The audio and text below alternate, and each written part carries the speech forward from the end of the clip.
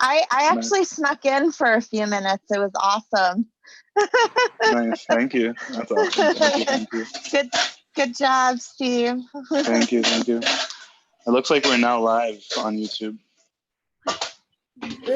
Yes, we're live. We're ready to go. All right, I'm just setting up the last thing.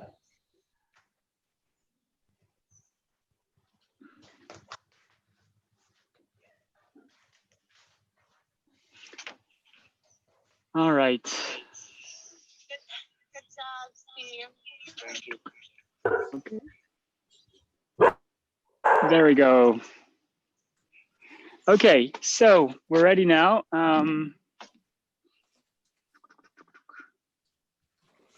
All right, so we have ceviche today. And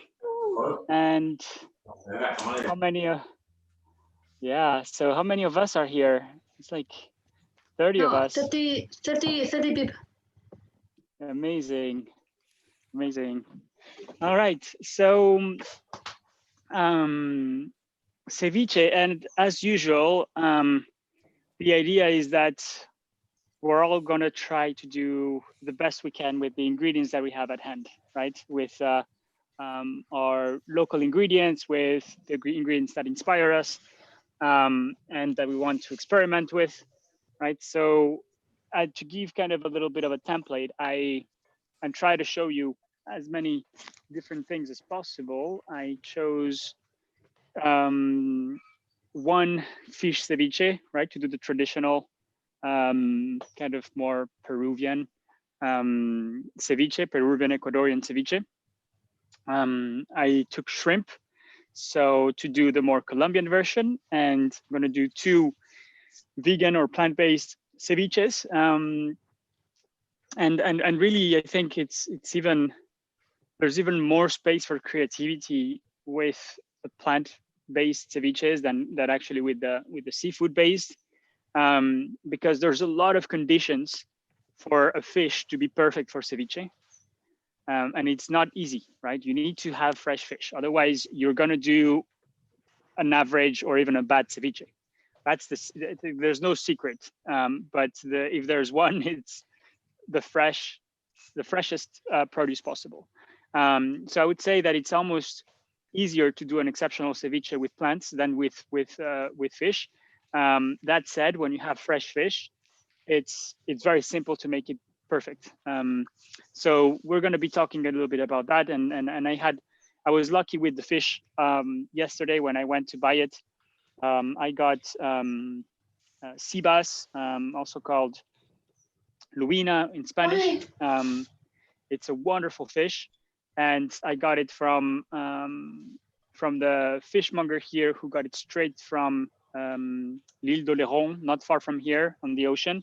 And it's barre de ligne, we call it in French, which means that it has been caught with how do you call that?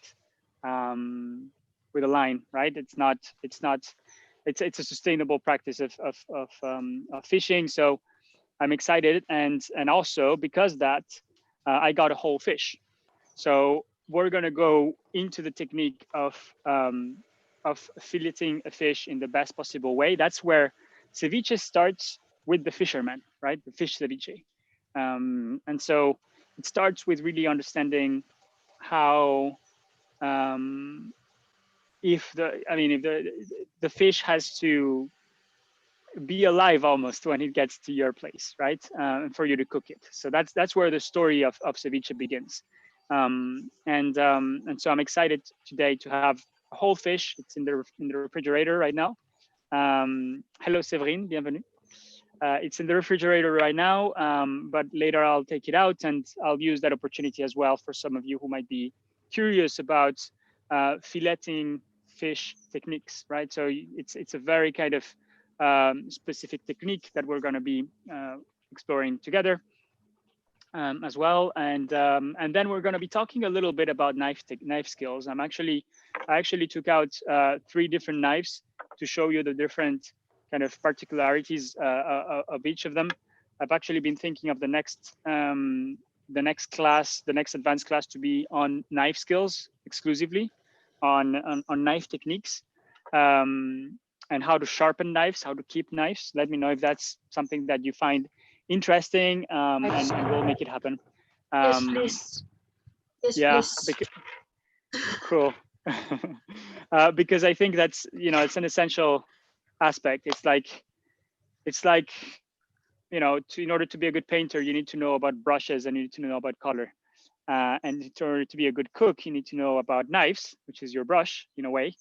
But also the colors are really the flavors, right? The equivalent of the colors to the painter are the flavors of nature and the different colors and textures, and it's much more multisensory than painting. But definitely the knife, the tools that we use are fundamental. So today we're going to do a little bit of that talk when we fillet the fish, and that's actually where the texture of your ceviche starts when it comes to fish.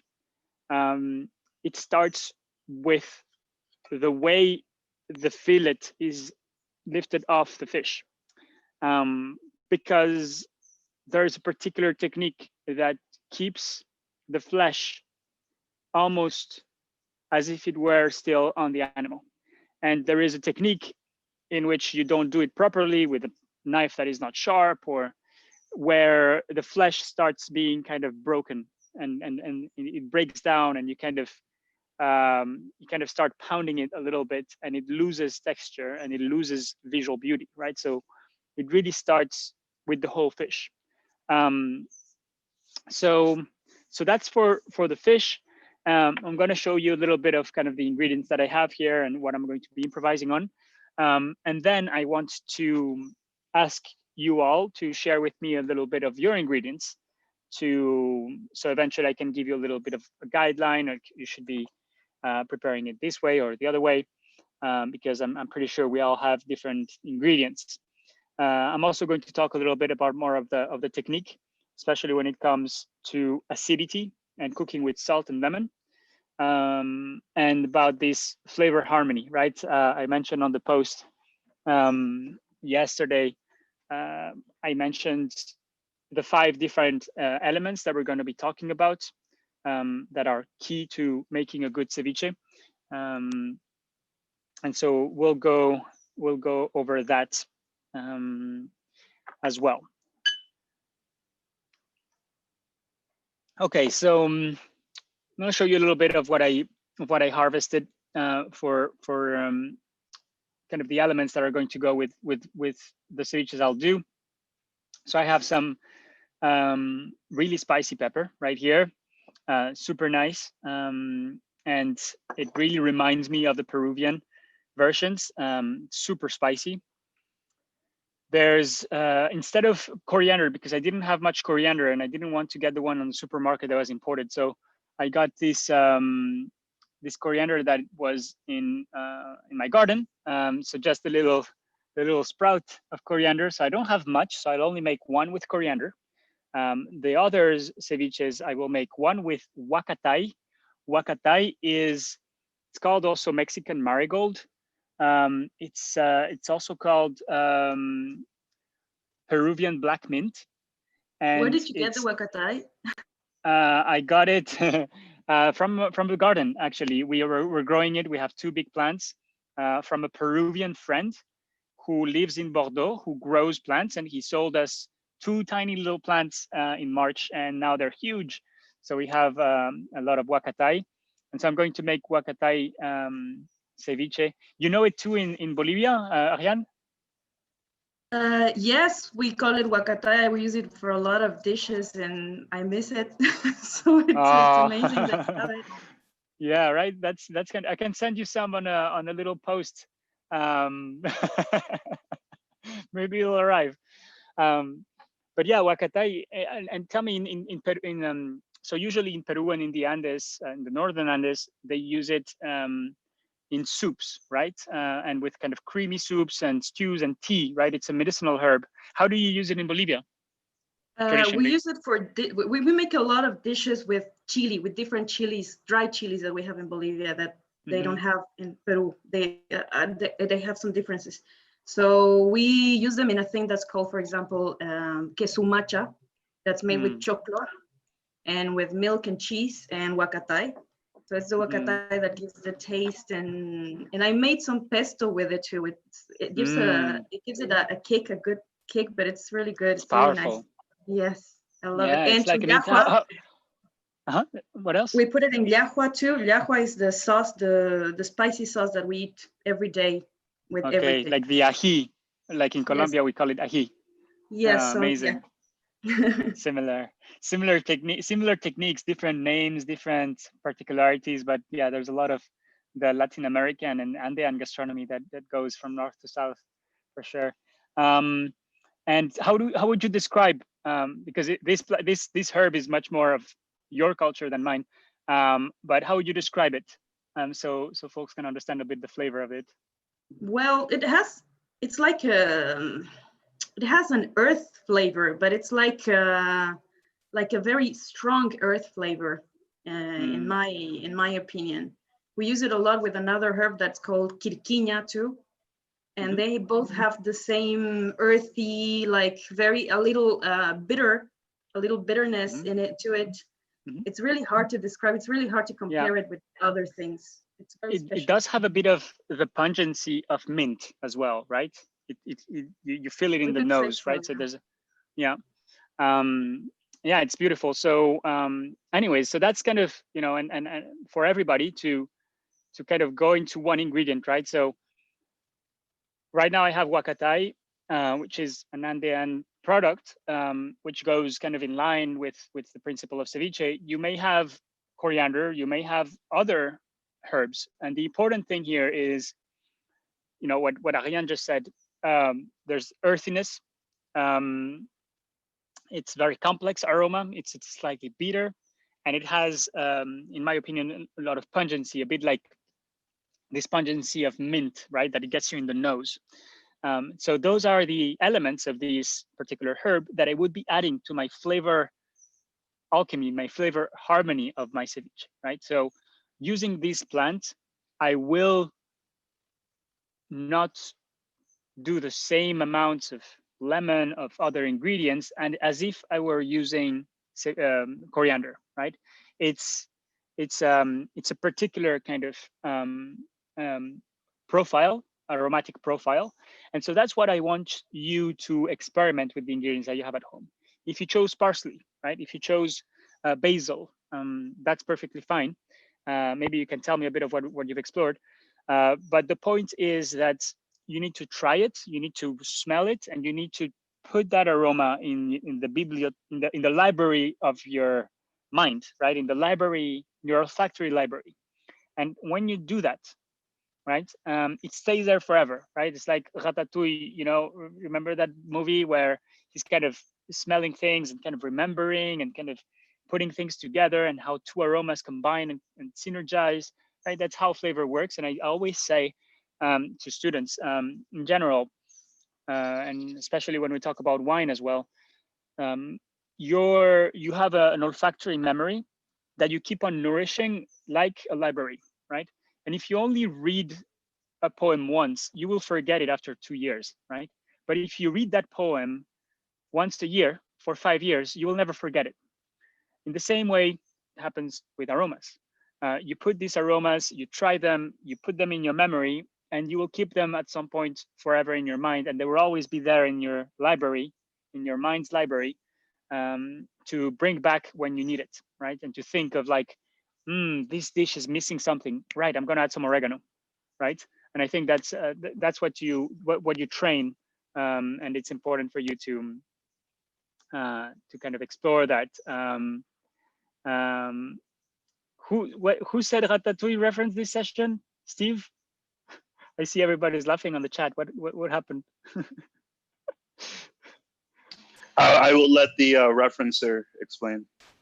The referencer, all right. But yeah, someone mentioned, Elise mentioned Ratatouille earlier when someone showed us their pet rat. Someone brought their rat into the kitchen and introduced us.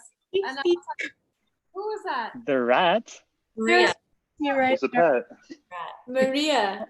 C'est Sabrina. Tu m'entends? There's Beastie. Hi, Beastie.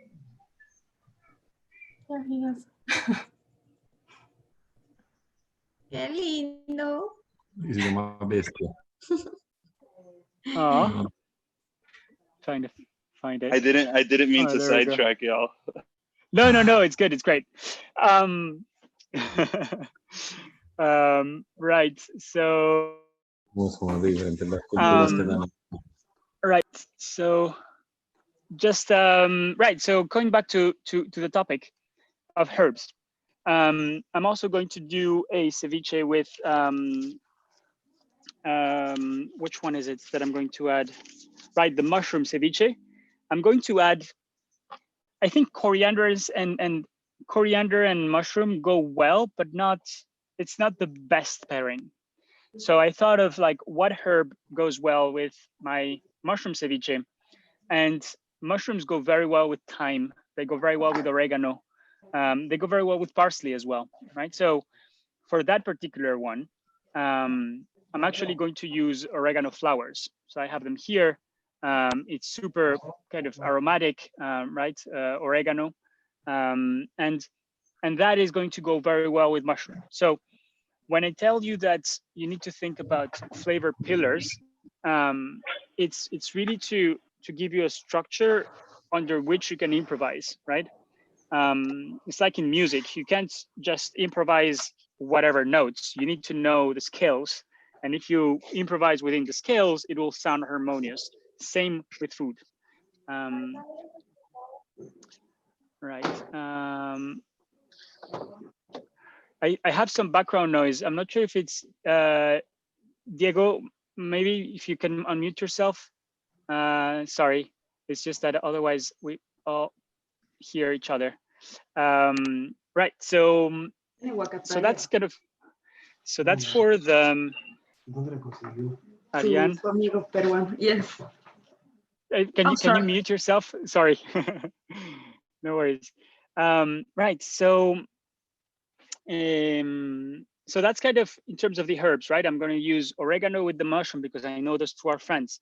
I'm going to use huacatay with one of them because there's an identity of the Andes, right, in there that works well.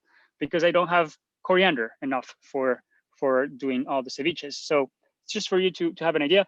Then I have tomatoes. I have 4 different types of tomatoes, and you know, it's really one of the incredible ingredients. So I have yellow tomatoes. I have a kind of red dark tomato, and I have the first tomato from our garden, from our production. It's green, and green tomato has more crunch. It has more acidity, right? And it's going to be very, very nice. And I have also some cherry tomatoes. So I'll show you how I'm going to use them later.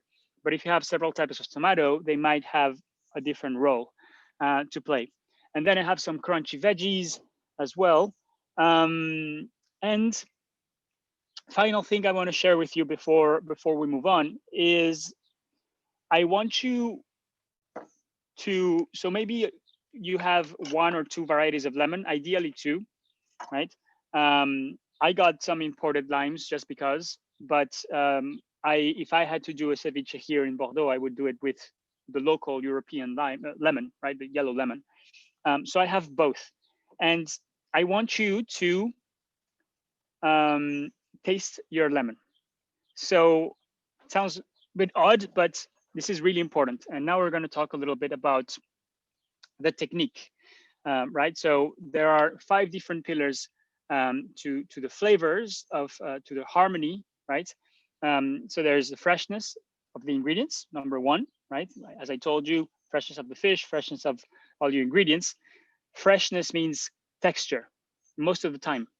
An old tomato is either, you know, if it was unripe and you take it, it's kind of has a cottony texture, or if it's too, if it's not fresh, it's kind of loses and it becomes kind of watery, right? So freshness means texture. It means resistance to the teeth, right? And that's something very essential, right? So freshness of all the ingredients. Second, knowledge of the product, right? And talk about the technical aspects. And the second aspect I want to talk is knowledge of the product. By knowledge of the product, it means not only the sensory knowledge, for you to understand the complexity of the ingredients. As we went into the example with Ariane just a few minutes ago, we tasted, or I tasted kind of, and she has the memory of huacatai. It has slight bitterness. It has a bit like the minty aspect, pungency, which is very similar to the pungency of coriander. It has a very deep flavor, right? So you need to understand your ingredients from a sensory perspective, and not only the aroma, but also the visuals, right? So for instance, here, again, for the huacatai, I have the little flowers, right here. They're beautiful. And I have the leaves. And I also have the stem. I'm going to try the three of them, right? I'm going to try the stem. A bit fibrous. I'm probably not going to use, great for broth, but for ceviche, I'm only going to use the leaf and the flowers, but the flowers to decorate, right? So knowledge of the product, understanding of the anatomy of your product, right? That is important. Just like tomatoes, where is the umami of the tomato? The umami of the tomato is in the seeds. It's not in the skin. It's not in the flesh. It's in the seeds, right? That's where most of the umami, most of the glutamate is, right? So you need to know your product. Of course, also levels of maturity. I'm using an unripe tomato. I'm going to bring more crunchiness. I'm going to bring acidity and not so much sweetness, right? So I'm going to pair this with corn. So it has that balance between the acidity and the sweet corn, because I'm going to use fresh corn. If I were using crunchy corn, that would be maybe not that sweet. It would be more kind of savory and salty if it's prepared, right? By knowledge of your product, I also mean the cultural knowledge, right? I know, for example, that huacatai is Andean, right? It's from the Andes. It's from the same ecosystem as the original ceviche, right? So I'm going to make, like, let's say, a narrative connection between the aroma that I'm adding and the origin of my dish, right? I'm calling it ceviche. So that's what I mean when I say knowledge of the product, and you can apply that in many different to every product, every single thing that you use. You can apply that knowledge, right? Sensory, cultural, and also the visual aspect, right? The shape that it has that will define how you will slice it. Okay. Third step. And by the way, feel free to interrupt me at any time. We didn't choose a moderator today, but I guess anyone can step up. And if there's questions on the chat, feel free to find a good moment to interrupt me, and I can respond your questions. So third aspect of the 5. So first one, freshness. Second one, knowledge of the product. Third one is technique and knife skills. And this is fundamental, because if I slice, let's say, this green part of the onion, if I slice it extremely thin, and if I slice it like this, of course, you're going to say, of course, that is trivial. Of course, if I slice it, it's the same product, but if I slice it like this, it's going to have more fiber. It's going to be harder to chew. This is perfect for sauteing, for maybe a stir fry. This one, if I put it on a stir fry, it's going to fall apart. It's going to become puree, basically, because it's very thin. Now, for ceviche, this one will be very nice, kind of, or even it's actually too thin maybe for ceviche, because it will fall apart if I leave it too long in lemon. But if I use the big one, it might be too fibrous for my ceviche, right? So just to give you a very trivial example, very simple example about the importance of knife skills. But that is going to be for every single one of your ingredients, including, and it's not only about the size, it's also about the orientation at which you cook. We're going to see it later with the fish. But if I chop, for example, my fresh herb now to season in an hour, my fresh herb is going to oxidize, and it's not going to be the same. If I cut my fresh herb and immediately put it in salt and lemon with the fish, it's going to be alive, right? And it's going to give all its power to the juice, to the leche de tigre, which is not the case if I chop my herb beforehand. So that's what I mean by knife skills. It's not only being able to drive the knife, but also knowing when to slice, knowing when to use it. And that's going to be also related to the fifth point, which is timing. But for now, the fourth, flavor alchemy. And that's, I use a word that is ambiguous, alchemy, because that's what it is. It's an art, it's a science, it's something that you'll never finish learning. But creating good balance in flavor is the art of cooking itself.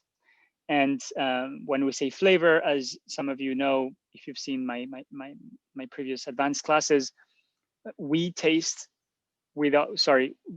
flavor is a multisensory construct, right? So smell, taste, touch, visual, audition, all of them come into play into flavor. So it's a multisensory construct, right, that we need to create an alchemy for. So it's the most ethereal of all points, but at the same time, I gave you already a bit of a pointer, right? How to pair certain ingredients well, how to pair, for example, if I have a non-ripe tomato, that's going to bring a lot of crunchy and juiciness and texture into my dish. I'm going to pair it with my fresh corn that is very sweet, right? Because that's going to become a balance. It's gonna harmonize in my mouth, right? So those are simple things. So when it comes to flavor pairing and flavor balance, there are two main principles. Of course, there's many more, but two main principles that I want to touch upon. One of them is additivity, right? So something. Oh, sorry, just a second. All right. All right. So one of them is additivity, right? So you have congruency, you have something soft with something soft, right? In terms of texture, for instance. So things are similar and they add up. Or contrast, which is I have sweet and I have sour, right? So balance and harmony, you can create it by adding things that are similar or by contrasting things that are different, right? And I guess you need both of things. You need a point where you balance out the acidity and the sweetness, which is why we add camote, we add sweet potato to the ceviche to contrast the acidity, because otherwise after the third spoonful, you're tired of the acidity. You want to balance out with some sweetness. But also sometimes you want maybe the fish texture to have something else that has a similar texture next to it that will bring in kind of it will blend into each other nicely, right? But contrast is a very important one, especially for ceviche. So about flavor alchemy, I think we could talk about this much more in depth.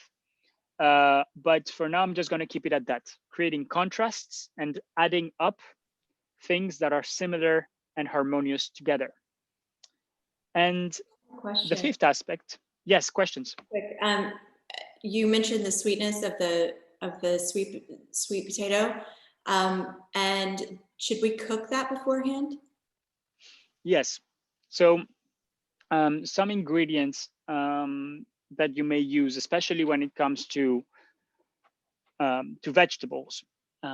Some ceviches you can make with cooked vegetables and with raw vegetables. So in the case of sweet potato, you're not going to put raw sweet potato and season it with salt and lemon. I mean, you could, that might be interesting, but it's not going to have a nice soft texture, which is the point at which sweet potato is its best. It's when it's perfectly cooked. So you want to, and this is where it comes the knowledge of the product, right? if you know sweet potato, at least you can try and experiment and take risks, let's say, in that case of trying to use sweet potato raw, but it's rather try to find different textures if you cook it just al dente, or if you cook it soft, or if you overcook it, right, and make puree, right? So, but the idea is that, so in the case of sweet potato, we're going to cook it, but try to find the point where it's not too soft, it's not too hard, right? It's kind of, you got to find that balance. I think Jose is raising hands. Yes. Hi, Charles. Hi, Hola. everybody. ¿Cómo estás? Bien, gracias. Okay, so my question is, I'm doing like a sort of tropical ceviche, and I was thinking I have a couple of elements that I could add. I could either add passion fruit juice to the leche de tigre, or like I'm thinking more about doing like it's not a broth, but like the liquid in the ceviche, like Ecuadorian ceviche rather than the Peruvian ceviche. And yeah, I could either use passion fruit or hibiscus, like cold hibiscus tea with orange. And I was thinking of as a sweet component adding pineapple. And I also got some mint to see if I could do like, instead of, if I did like the Peruvian version, I could do with like a sweet passion fruit sauce with mint. So right now, I guess I have too many elements, and I kind of wanted your opinion to see, what do you think, like what road should I take, maybe? Yeah, and is it going to be only fruits? There's no fish involved, right? No, I have white fish. Ah, perfect. Okay, white fish. So, so we got to be. So thank you for that question, Jose. I think it's a very good one to explain what kind of the flavor alchemy idea. So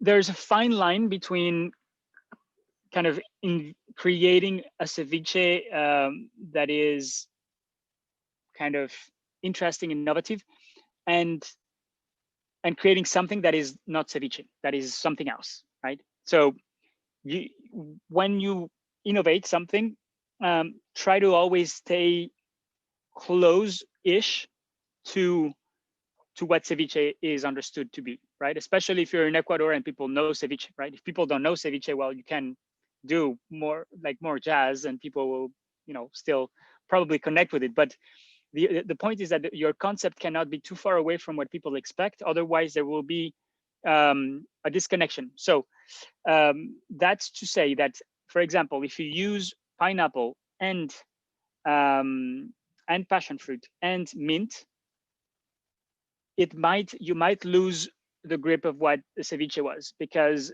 it's just a lot of things, right?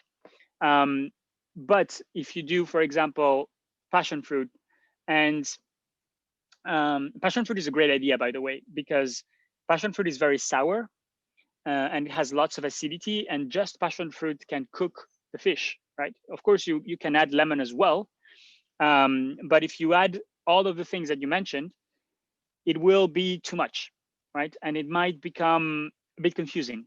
So to your particular kind of, my recommendation would be definitely use passion fruit juice, right? Because it's sour and has a lot of aroma, it's beautiful. If you use pineapple, I'm not sure if you should use mint, because then it's going to be too close to a dessert. So I don't know if you have coriander, so I would still stay with the coriander. Coriander and passion fruit are very good together, in my experience. And orange juice, it's either, orange juice is very sweet, so you might have a ceviche that's too sweet. A ceviche needs to have high salty, high sour, right? High acidity. Otherwise, it's not a ceviche. And the idea of ceviche is that you cook the main element with lemon and salt, right? And by cooking it, it's like you soften it. You're going to give it texture with lemon and salt. That process, which is a chemical, physical change in your main product, that has to come from the high acidity and the high salinity of your base, of your solution, right? Of the sauce that you're going to be marinating your main element in. I hope that answers your question, and I hope that also gives kind of a bit of an idea to everybody who's kind of innovating. Jose, do you want to say something else? Yeah. Yes, just thank you. And I do have coriander, so okay, I think. Cool. Yeah. Try. I think passion fruit is a great idea for ceviche. It really is, and I've done it. I think I've tasted it. I don't remember if Rodrigo once did it. It's and I have a great memory of fish with passion fruit ceviche. Thank you. Right, pleasure. So that's to say, I think it's a good way to connect to the fifth point, which is timing. Timing is everything in a ceviche. It's everything, just like timing is everything for pastry. If you overcook, if you undercook, if you add too much of an ingredient, it's going to fail, right? So how do you succeed? Well, you need to practice, especially if you're innovating, right? You need to do it once, you need to do it twice, you need to take notes.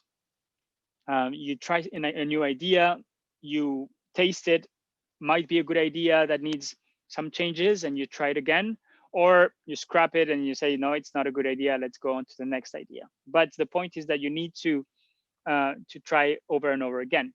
Now, timing means that the time that you're going to cook your main ingredients with lemon and salt is going to depend on the type of ingredient, right? So for example, I think my cucumber is going to need more time cooking with lemon and salt than my fish, right? Because it will need a bit more time to kind of let its juices out. So I'm going to start by making this, right?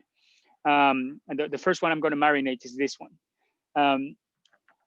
The best ceviches I've personally had are always the ones that are made a la minute, at the moment, that are marinated there 5 minutes and put on the plate, right? Usually ceviche is a preservation technique. It's a way to take a fish, adding salt and lemon, and you can eat it 2 or 3 days later. It's going to be perfectly fine. But it's an acquired taste. When it spends 2 or 3 days under lemon and salt, yes, it's preserved, but the texture of the fish is different.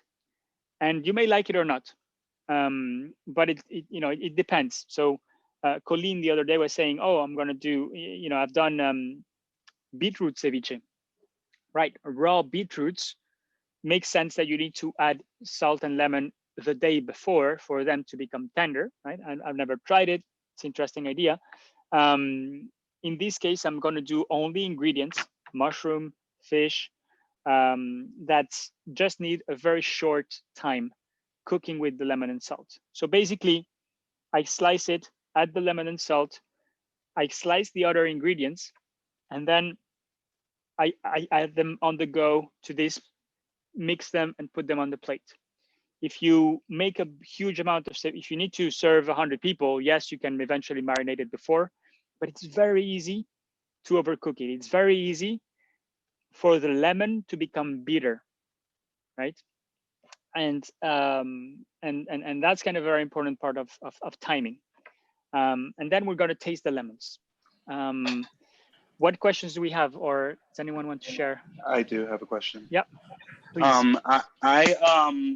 I met a chef recently. You may know him, Leonardo. He's Colombian and he works with Anna Ross. And I saw that you're connected with them on Instagram. But yeah, Chef Leo. I was helping them with a gig, and we were squeezing limes, and he was talking about like when you squeeze the lime, don't try to get all the juice out of it that you can, because he was saying like the first bit of juice is like the sweet, pure juice, and after that the juice gets more bitter. So he was like, even if you have the ability to squeeze out, really only aim for, and I forget the most important thing he told me was kind of like what percentage of juice. But yeah, so is that a thing? Yeah, it is a thing. Very good point. Thanks, Steve, for bringing it up. I would say it depends on the lemons. Not all lemons. If you talk limes, yes. If you over squeeze limes, you're going to squeeze out a bitterness. If you squeeze limes, especially too much beforehand, an hour, 2 hours later, it's going to be bitter. I can taste when someone made a ceviche with lemon that was like squeezed in mise en place on the service in the morning, sir. Not at the moment, right? Changes completely, and it really ruins the experience. Now, yellow lemons often don't have that problem. I find, but it really, I think, depends on the type of lemon. And there isn't only one type of lime. There's many, right? I found that in Colombia we have these little tiny ones that are called limon Tahiti, very tiny. Those ones, if you over squeeze them, super bitter, right? So you need to find a way to squeeze it, and actually we're going to see a technique to squeeze it that doesn't get that out as well. I see Monique has her hand raised. Hi, I also got beet, and so Yes. I'm wondering if I need to cook it or just not use it. And I also have these like little, what are they called? Bakure salad turnip. Mm-hmm. Can I use them, or do they need to be cooked or not used? Right. Yeah. So there's one thing about cooking with lemon is that the thinner your ingredient is, the faster it will cook, right?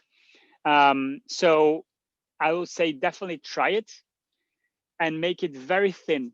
I don't know if you have a mandolin, Monique.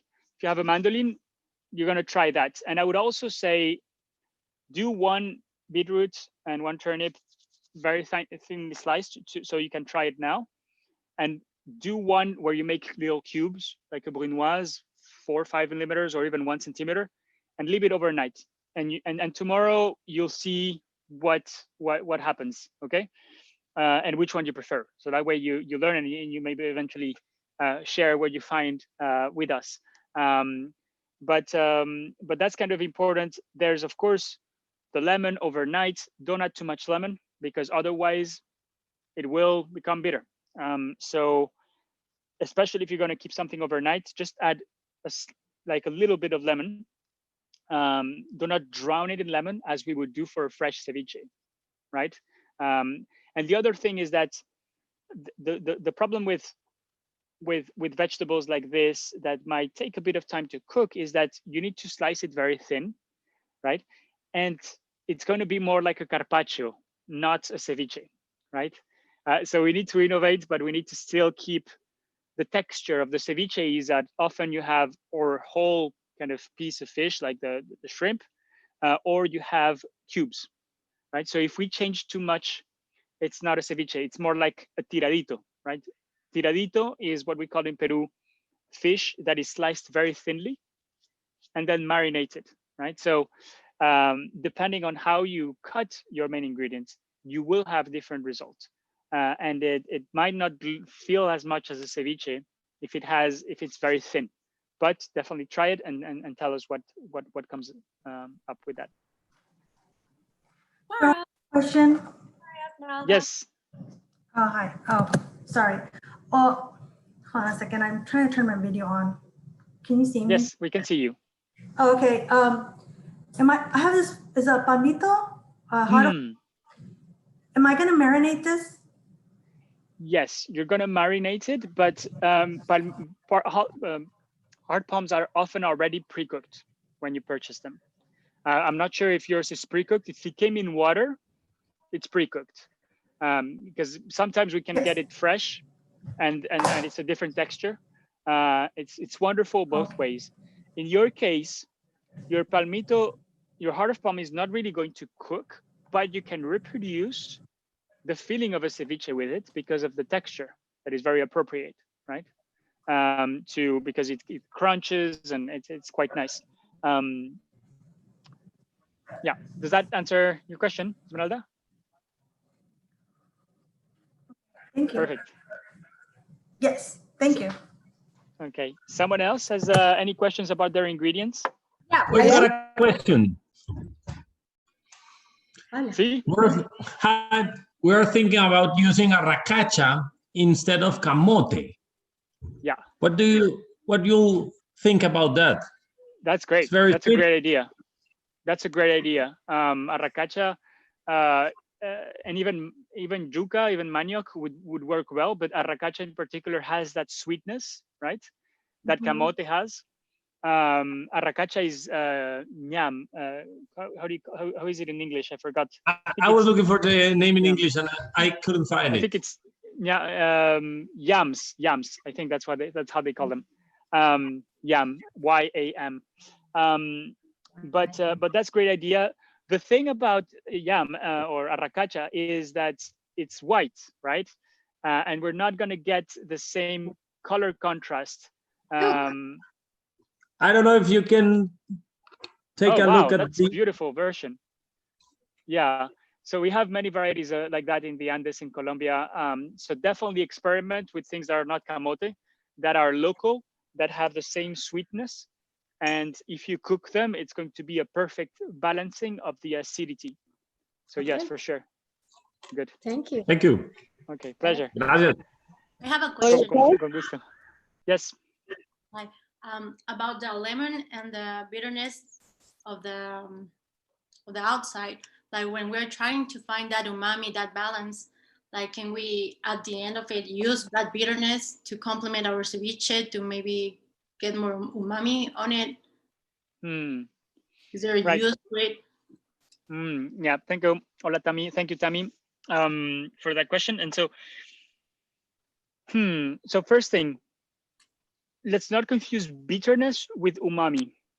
Bitterness comes from certain complex molecules that are present in food, and umami comes from glutamate, right? And so those are two distinct things. Now, bitterness is in small amounts very important for good flavor harmony. I would say that almost every single thing that is delicious has sweetness, saltiness, sourness, sweet and bitter and umami. Something that, because it really covers all your taste buds, it covers all your mouth, right? So if you have all the 5 tastes in a preparation, it often is delicious, right? And you see some of the best recipes in gastronomy often have the 5 tastes present, right? So definitely adding a bit of bitterness, which is something that the fresh herbs often bring, like the fresh huacatay, the fresh coriander are going to bring a bit of bitterness, and that is important, right? The lemon itself adds a bit of bitterness. It's just lemon in particular sometimes becomes too bitter, but it depends on how we squeeze it. It depends on how old is the lemon, right? And how fresh is the lemon. It depends even on other things, like if it rains a lot before the harvest, your lemon is going to have a lot of water and is going to be less bitter. If it's very dry when the lemon is harvested, it's going to be more bitter, right? So this is where it comes like the knowledge of the product. Often when you have a lemon that is very soft, it's very juicy, right? It means that it will be less of a bitter than if it has less juice. I actually, I was thinking more of like using the oil of the skin, you know, when you squeeze the skin, that you have some oil, like if it can add some balance to our. Oh, yes. Yes, but that's not taste, that is aroma. No, taste is only, okay, that's aroma. So I am going to use on one of my my ceviches, I'm going to use the zest, the skin, right? And it adds lots of profound aroma, and that's super nice. So definitely if you want to do that, do it. And also one last thing, I also got celery. The celery leaves, can I use it for ceviche, for the mushroom ceviche? Yeah, I have celery as well, and I'm going to use a little bit of it. But I would say that as an aromatic herb, celery leaves don't have too much strength. Okay. So I would definitely complement with another, but you can try only adding a lot. Maybe if you add enough of the leaves, you get enough aroma. But celery is wonderful, and it has glutamate. It's very rich in glutamate. So it will add interesting flavors. You may need to put a lot of it, right? Coriander, cilantro, you would add less. a leaf like this, you will add more because it's less powerful. So it depends on the strength of your herb. You're going to add more or less. Okay, thank you. Okay, wonderful. Sharon? Oui. Je voulais rebondir sur ce que tu disais sur tu vois, l'amertume ou le... Et en fait, la main de Bouddha, si on en met trop, par exemple, c'est très, très amer. Et comme il n'y a pas de jus. Et voilà, c'était un exemple. Moi, j'ai utilisé, si on en met trop, c'est pas la peine. C'est trop amer. D'accord. Voilà. Right. Merci, Séverine. Séverine is telling us that, so she used a lemon called Buddha's hand, and it doesn't have too much juice. And she noticed doing hers that adding too much, it became really bitter, right? So this is when, especially with ceviche, and we're going to do it as we prepare and combine the ingredients. There's a point in which you want enough liquid, but you don't want too much lemon. And a common mistake for ceviche is that you add too much lemon. If you add too much lemon, it might be too sour. It might be too bitter. But you want enough liquid because you want the leche de tigre, right? You want the leche de tigre. You want that softness. So that's why I told you on the preparation to eventually have ice cubes. What I do, if my lemon is not juicy enough, I add ice cubes, and the ice cube melts. So I'm just basically adding water, but cold water. So I have more liquid, and it helps bringing everything together. I think Nidia has a question. Nidia, ¿quieres preguntar?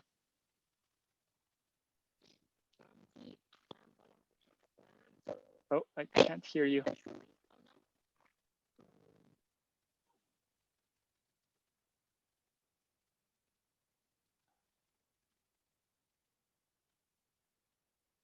I can't hear you. Yes, hello? No, no te oigo. No te oímos. I cannot hear. Is it me?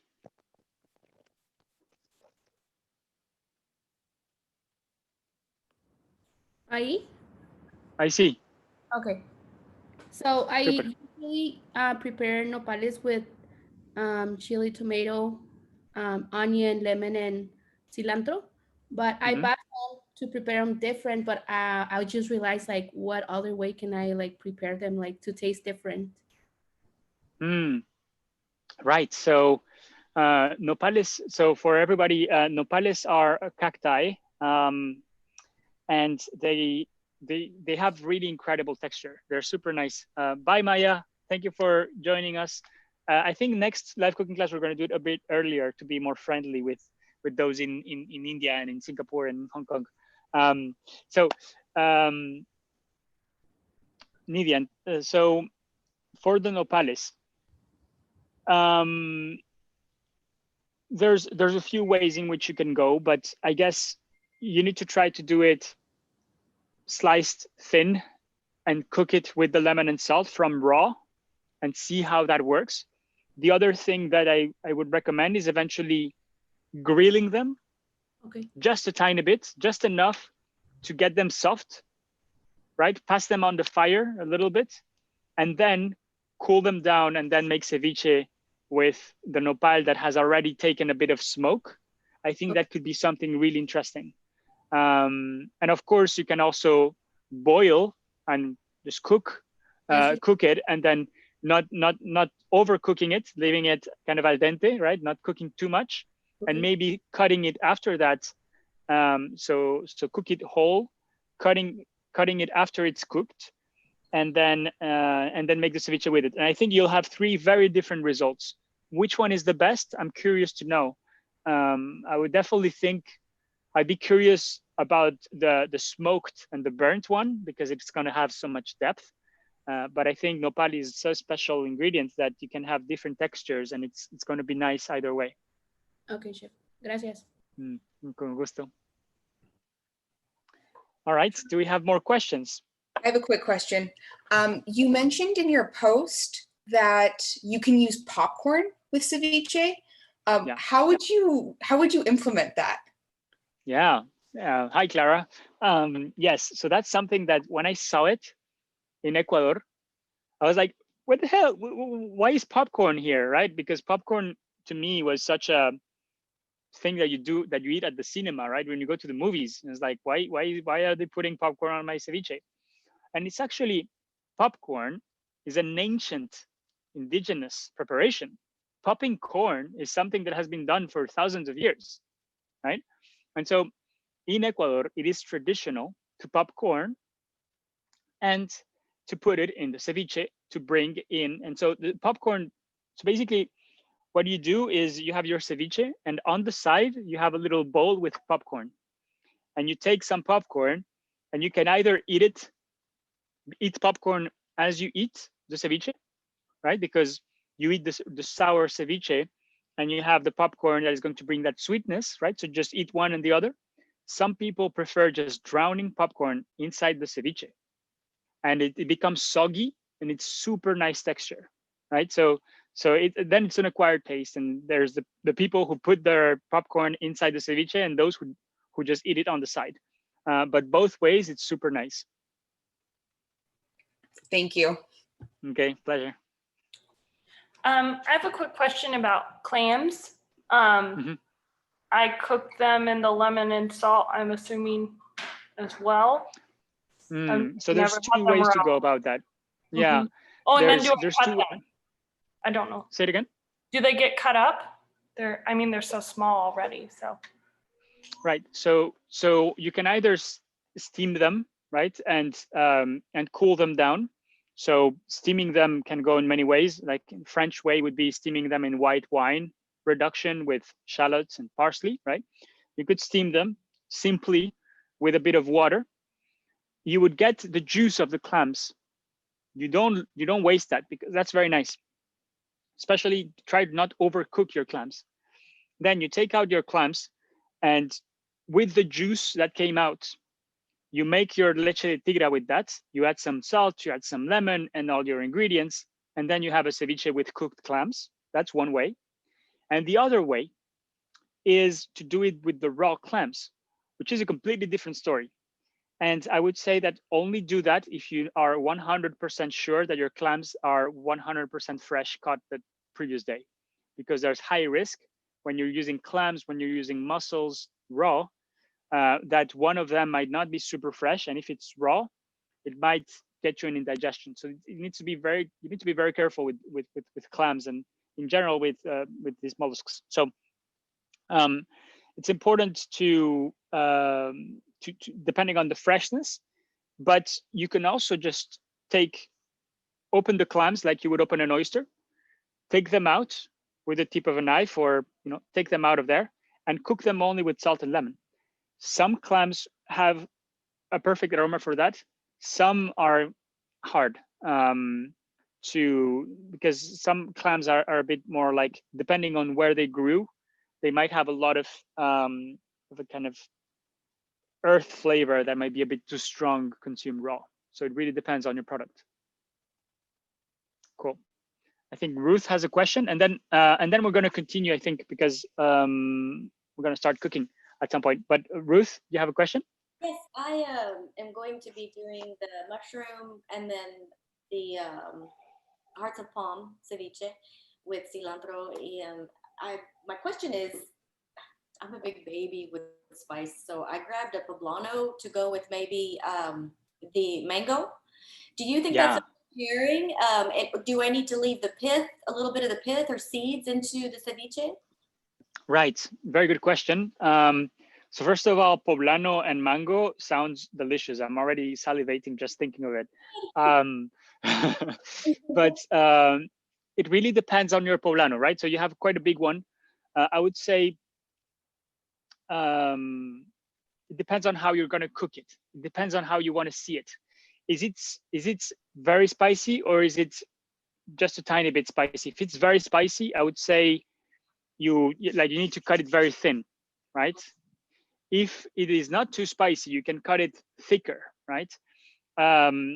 Taste the seeds, right? Sometimes some chiles also have a very strong, very thick skin.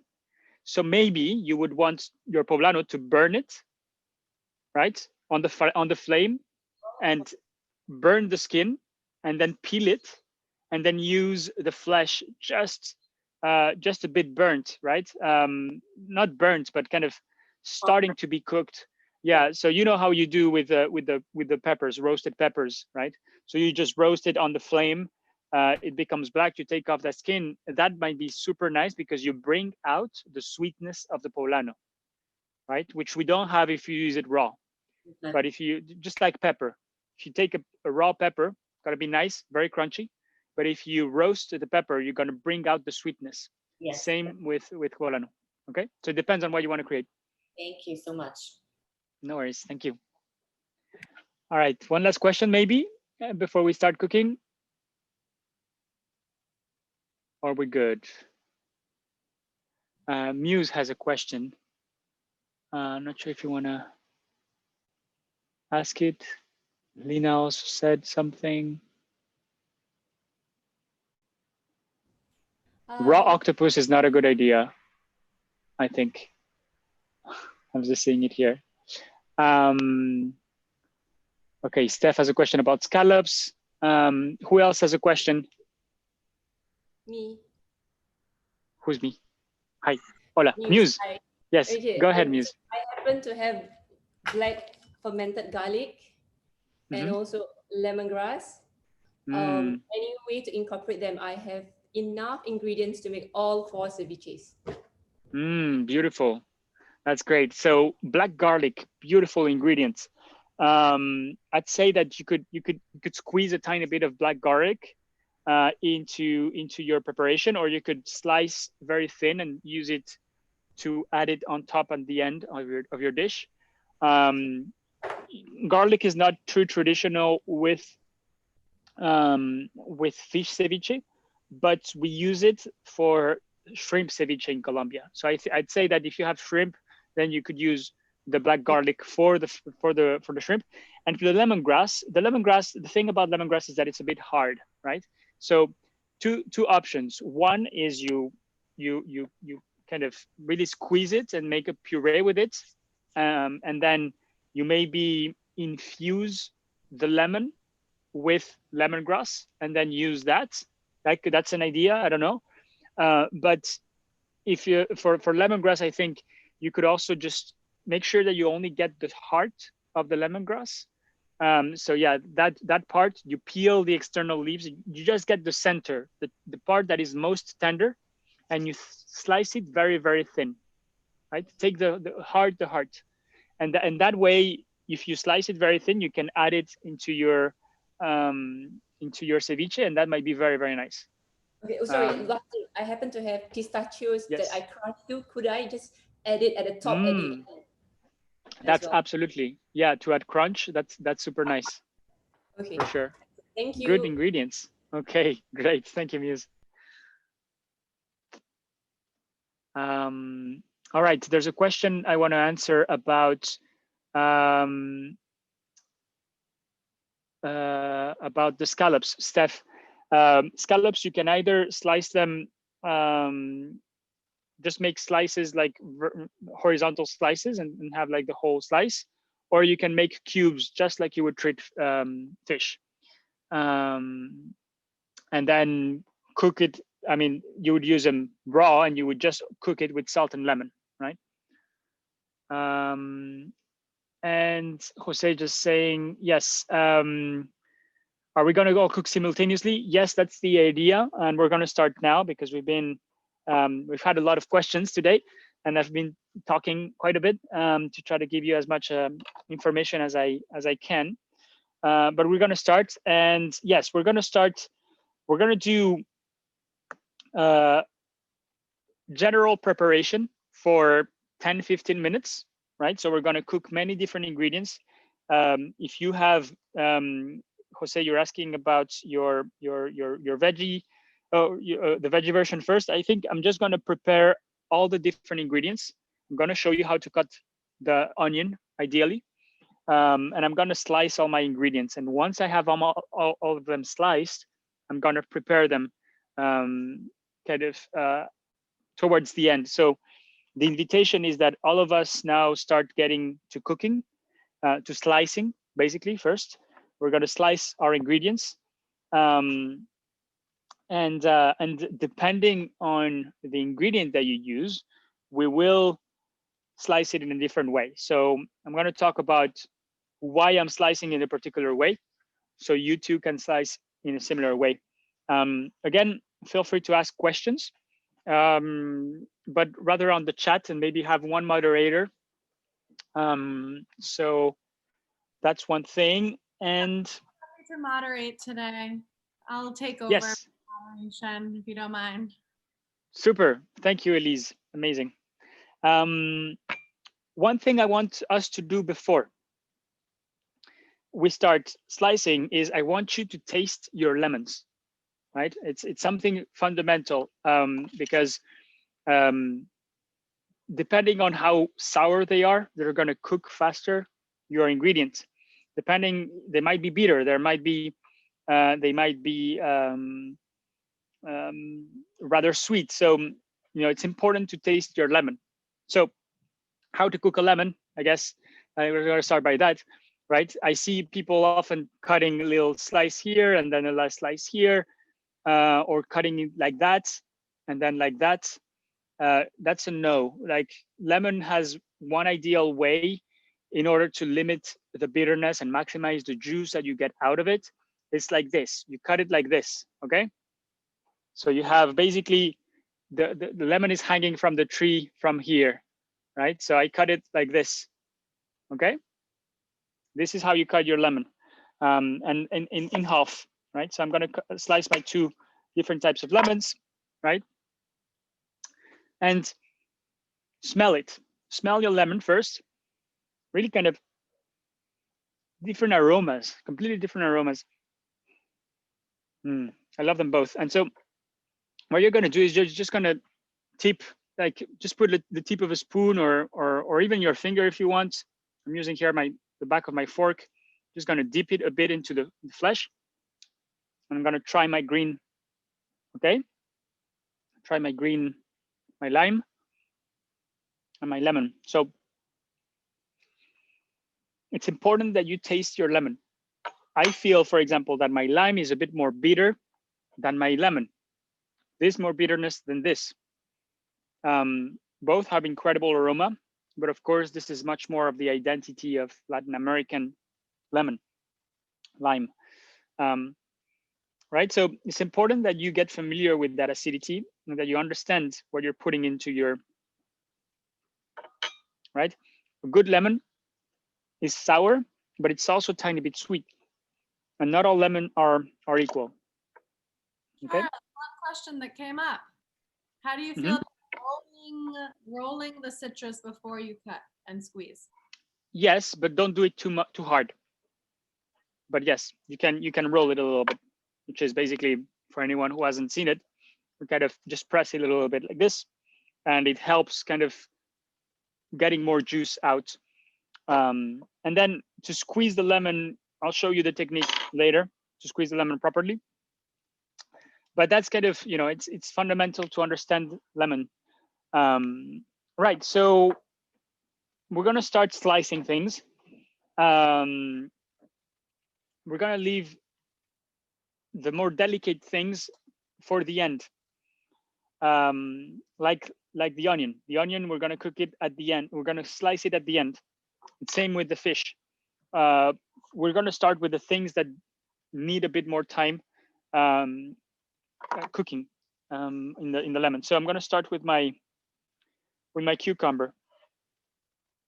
So first, I'm only going to slice what I'm going to season. Second, for this in particular, for cucumber, I'm going to peel it. Why? Because, and of course, I'm not going to throw away the skin. I'm going to peel it nicely, because I feel that it's going to be much more beautiful if I peel it than if I leave the skin on. Why? If I leave the skin on, I feel like I'm doing a Greek salad for some reason, not a ceviche.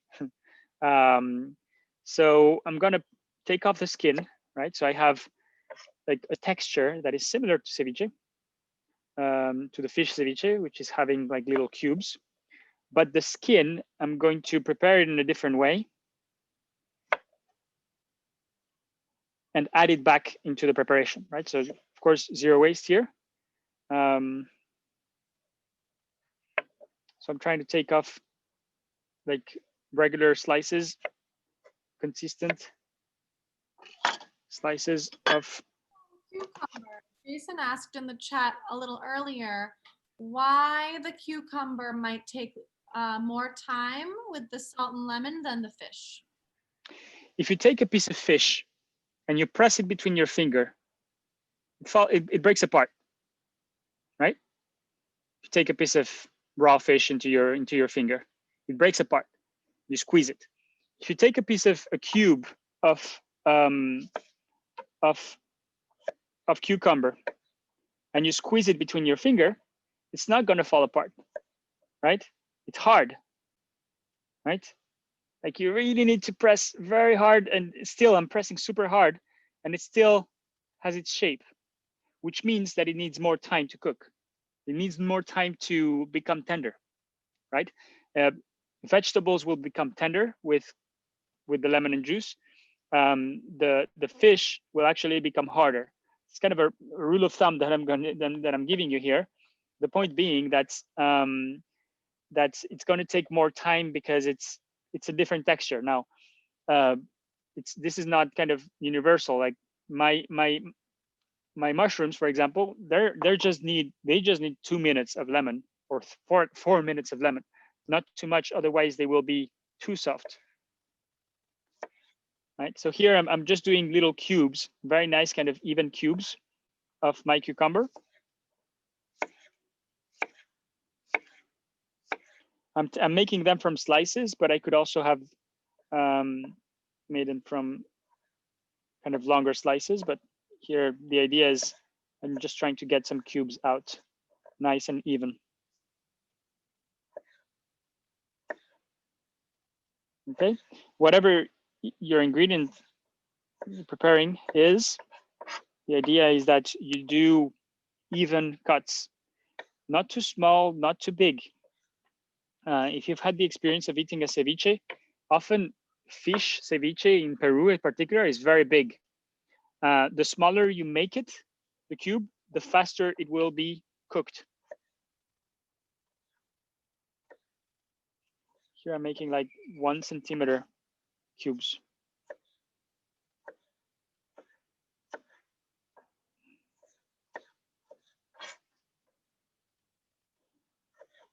All right, so I'm going to start here, then I'm going to slice my mushrooms, and then I'm going to bring out the fish.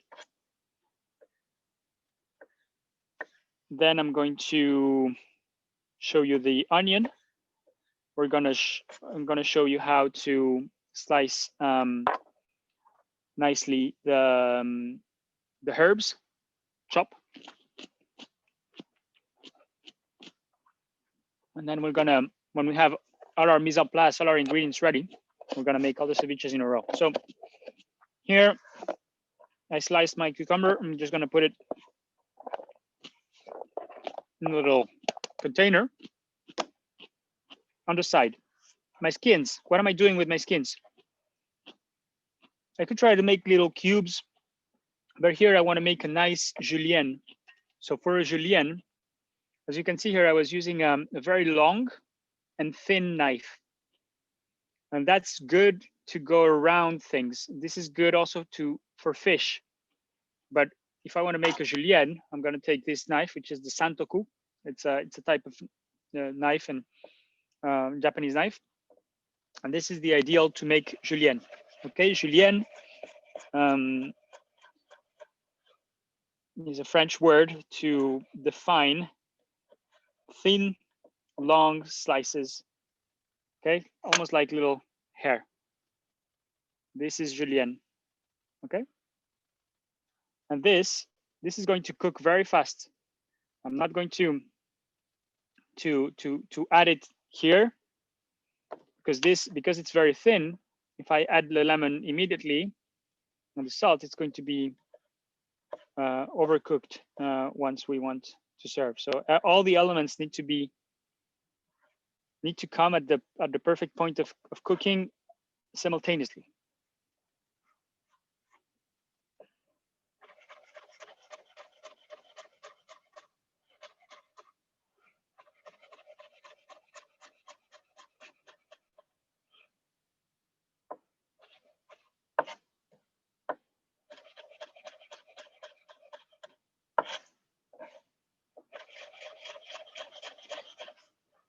Okay.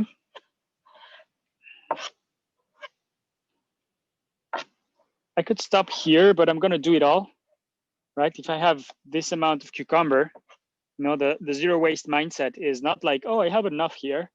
No, if I have all of this skin for this part of cucumber, I'm going to cut it all and I'm going to add it all to the dish. I'm not going to just take the amount that makes my dish look pretty and then the rest throw it away. Although I'm pushing the zero waste agenda here, of course, because it's very present in our minds after yesterday's book club. But in my particular case, because I have hens, we have hens here at home. We often tend to waste a little bit because we know that then the hens will be happy. So whenever we do some too much soup, for example, that is like, oh no, don't eat it, and we'll give it to the hens. So there's also that sometimes.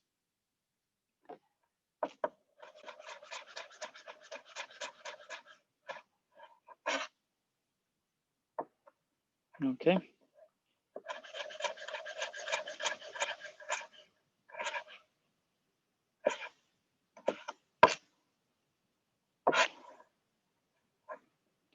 Okay, so I've sliced it all very thinly. Okay, so now I'm gonna keep this in a different container.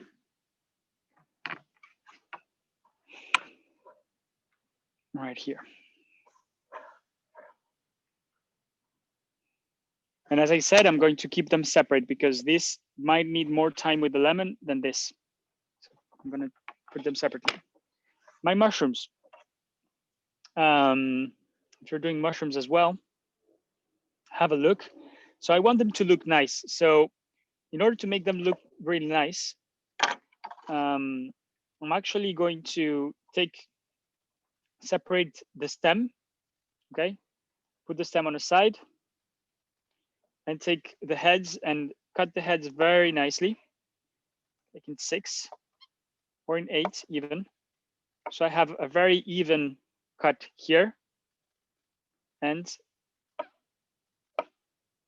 then the stems, the stalk, sorry, I can cut it also in 4, right? But it wouldn't be as nice like I did it here.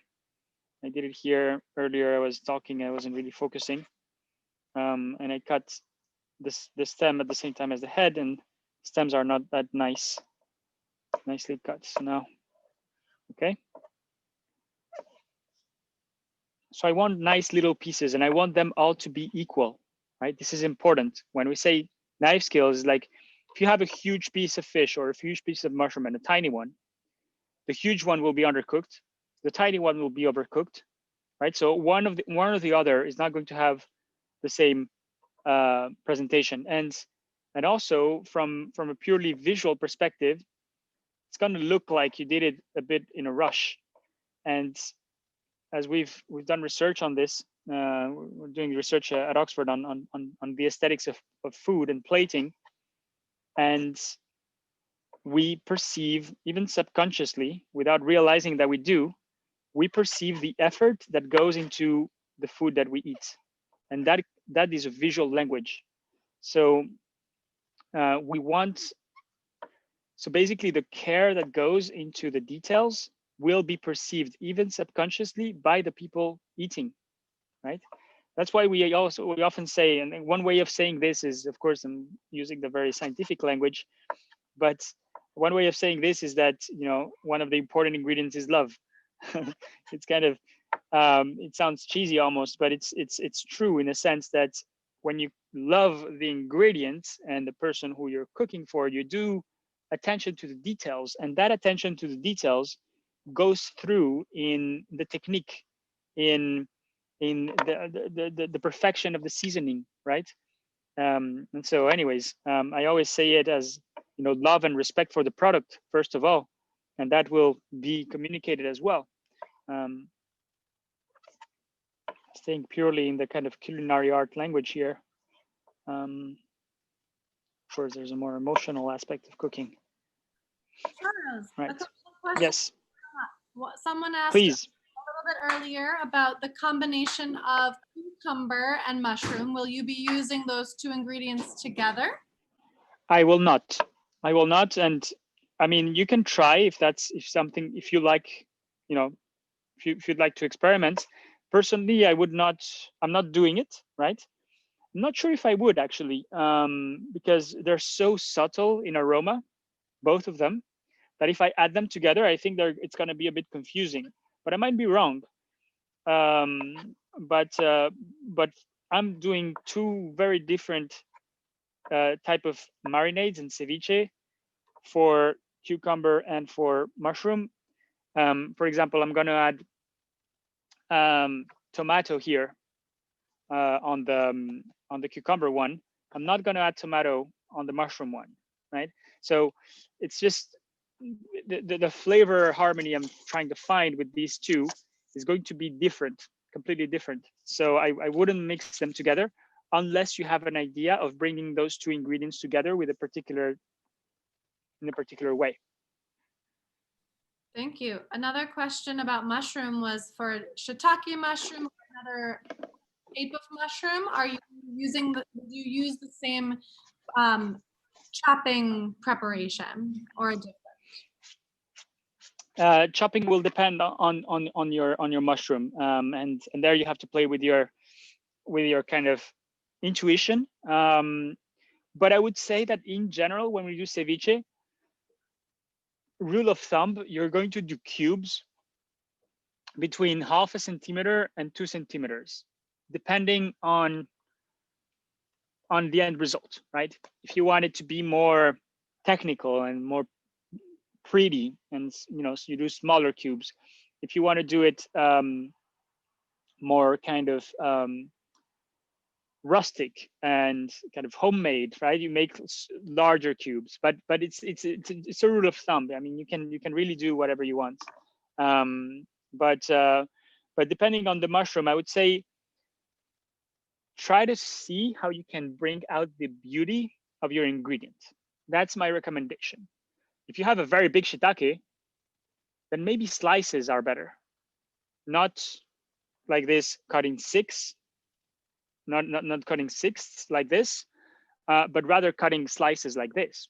Who knows? But it really depends on your intuition on how to extract and how to communicate the beauty of the ingredient. If I'd be using, for example, what are those called? Oyster mushroom. I would just separate them with the fingers, following the shape of the mushroom, right? I wouldn't be kind of cutting it with a knife. So it really depends on your product.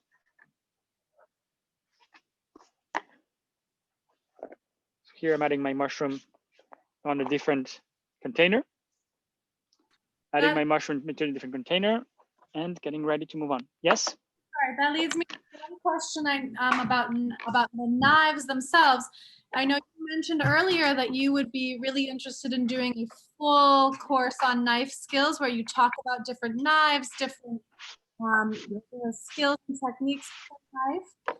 But there was a question about any recommendations that you have in this moment for knives without getting into like the full story. Absolutely. So well, yeah, we'll do a proper deep dive on this.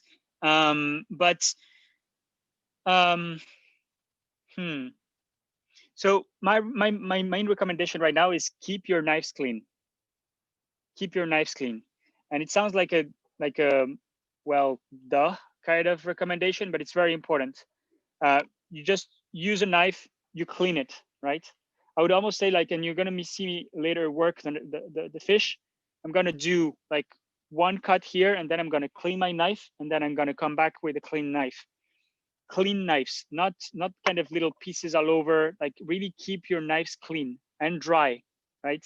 Your hand in my case, the left hand, in most cases for you all, the right hand needs to be dry. It doesn't need to be dirty with food. The hand that you use the knife with needs to be perfectly dry and perfectly clean, right? So that's kind of basic recommendations. And in terms of the technique, I mean, yeah, it really depends on the type of ingredient that you're using. You're going to be using either the tip or the whole knife, and that's kind of something I will go deeper into when we do the course on knives. Right. So the onion. Let's talk about the onion. This is very, very important. So first of all, not all onions are made equal. This one was in the earth about an hour and a half ago. And that makes it very sweet, very soft, extremely crunchy. It's hard, super hard, right? It's because it's still alive, right? So that's fresh onion. Now, the older it gets, the softer it is, the more pungent it is, right?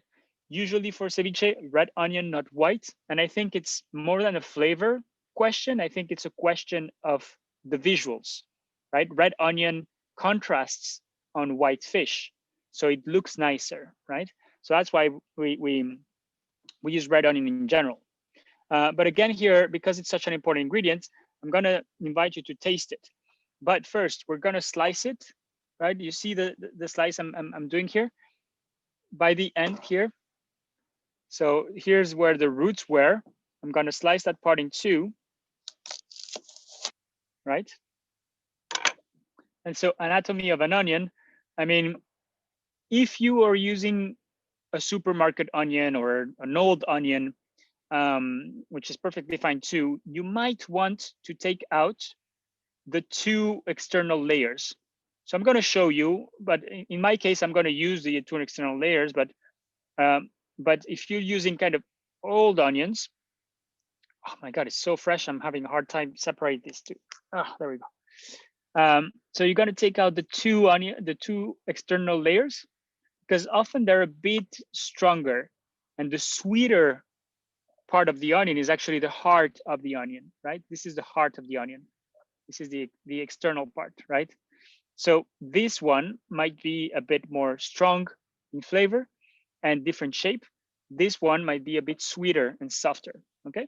So normally for ceviche, we use this. But in my case, I'm going to use both just for different different recipes with different ones. Right, so I'm going to take out the heart here, and I'm going to invite you to taste your onion. Right, I'm going to make you taste the raw thing because it's important. So one thing that you might discover is that your onion might be very strong. If it's very strong, we're going to add an extra step. If it's very soft, we're going to save one step. So now I'm taking my big knife and I'm going to slice. I want to make it look nice, right? So there's two ways of making an onion look nice. One is like this. Here's the root. Here's the stem. One is cutting like this. And the other one is cutting like this. You're going to have two different aspects. I'm actually going to do one in one way and the other one in the other way. But basically, if you do like this, you're going to have more elongated pieces that are kind of curvy. And if you do it like this, you're going to have just like half circles. Different, same. I mean, it's important that it's thin. Not if you have very sharp knives and you're pro, not too thin. Okay. I'm thinking of you, Steve. I'm thinking you might have, skills that make you very thin. You can make very, very thin. Don't do too thin, because otherwise you lose the crunch of the onion, and you want the crunch. And for the crunch, you want it to be not too thin, but you don't want it too thick. Otherwise, it's going to be two onions. Okay. Right. So I'm going to slice the first one like this.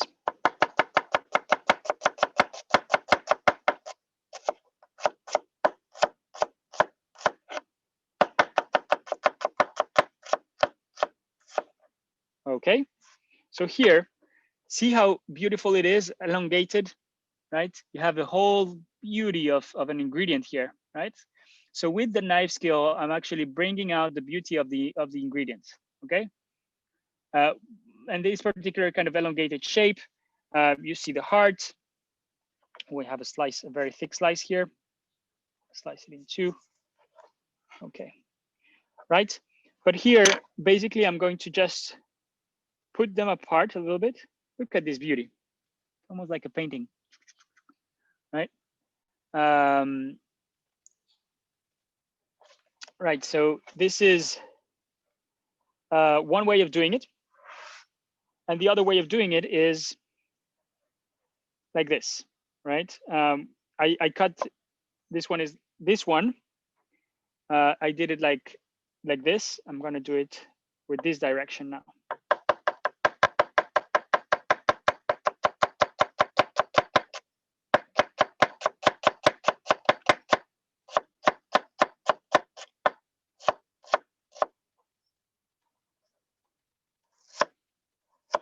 Right?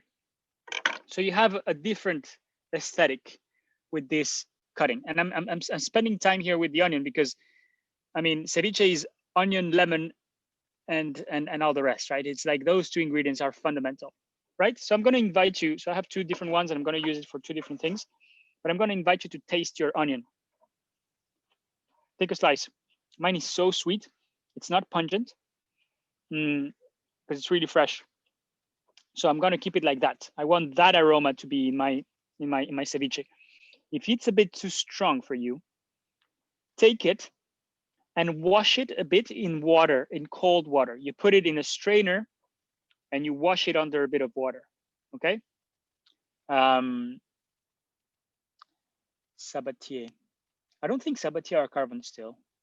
I think they're just, are they carbon still? Those are French ones. Anyways, got distracted. Just saw one of the comments.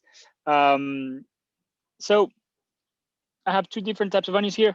So I'm going to, now the onion starts oxidizing as soon as I slice it, right? So I might have sliced it a bit too early and I'm gonna speak, but normally when you cut it, you add it to your ceviche and it's already in the marinade with salt and lemon, right? Because it needs to go straight into it. So now we're gonna kind of move a bit faster, or let me see. Do we need to go faster? Hey, Charles, Yeah. I just wanted to interject quickly. I heard that the way you slice an onion, whether like vertically or horizontally, it changes the flavor because of the way like you're breaking down the cells. Like it's sweeter one direction versus spicier another direction. Like, are you familiar with that? And could you speak more to that? I'm tasting them right now to see if that makes any sense to my onion right here.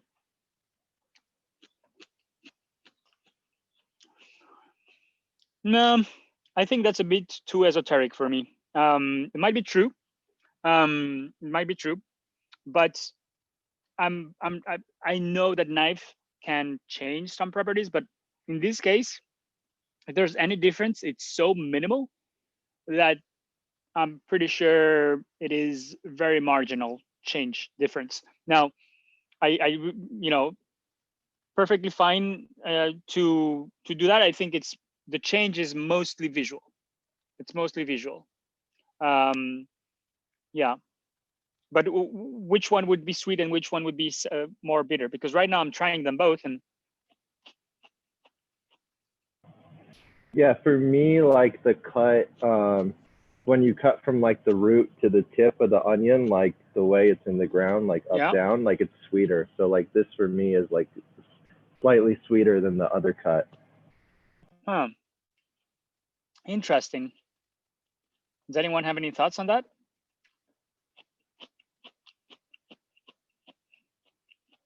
I have heard, I have read the same, and sometimes you read it and you think you taste it because you now know that it's supposed to be true. So yeah, I agree with Creed though. Like I do feel, and I love, and I really like the taste of raw onion in salads. And I do feel that the untraditional way, meaning the not root to tip way, even when you cut it with a dull knife, you hear it like the sound is different, and I do feel like I'm getting more onion juices.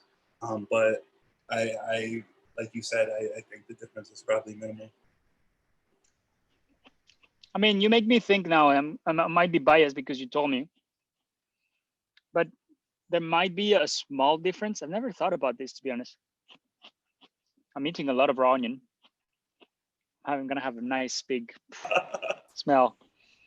No, but the difference is very, very small. I think there might be a difference, but I mean, I don't think it's gonna make a huge difference in the end result.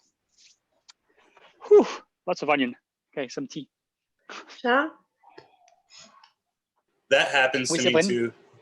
En fait, j'avais fait une expérience une fois sur les différentes coupes comme ça. Et tu sais, tu as le... comment on appelle ça mince, le soufre qui ne se libère pas de la même manière au niveau du goût. Et en émincé, il ressortait moins. Enfin, nous, on avait jugé que ça ressortait moins. D'accord. En émincé, voilà. c'est-à-dire les rondelles. Oui, l'émincé, oui. D'accord. Ok. Parce que la structure n'est pas coupée. La structure n'est pas coupée de la même manière et le enfin, tu sais, le soufre qui se libère se libère moins dans l'émincé. C'est plus sucré dans l'émincé. All right, so that's interesting. Séverine is confirming your theory. Reed and Steve, that you've heard, saying that they tried it at school because Séverine is a food educator as well, and that they've tried it and that they've had the same theory because of the cutting might. Now, what's best? Do you want more sweet or more sulfur, right? So in the case of traditional Peruvian way, it is not sliced in the way that you say is sweeter, but the other one. That's how they do it traditionally. So I would say that traditionally, you would actually extract more of that aroma, which might make sense because it makes it more pungent, more intense in flavor, right? So to try, I think it's a good point. Now, one thing that we do, especially if your onion is a bit strong, is you're going to wash it, and you're going to wash away a little bit of that sulfur anyways. So I'm not going to do it now, but normally you just, as I said, you take a bit of, you put it in a strainer and you just wash it, and you squeeze it a tiny bit, very softly without breaking it, and you wash it a little bit, and that's going to make it a bit softer. But if you have a very fresh onion, that step might be not necessary. Right? Okay, I feel like I need to move on with the fish. Unless anyone has any questions, I'm gonna move on with the fish. I think we're good. I think we can do it. Cool, wonderful. So I'm gonna put my onions right here, and I'm gonna bring out the star of the night, and I'm gonna show you a little bit how to honor properly a beautiful fish. Back in a sec.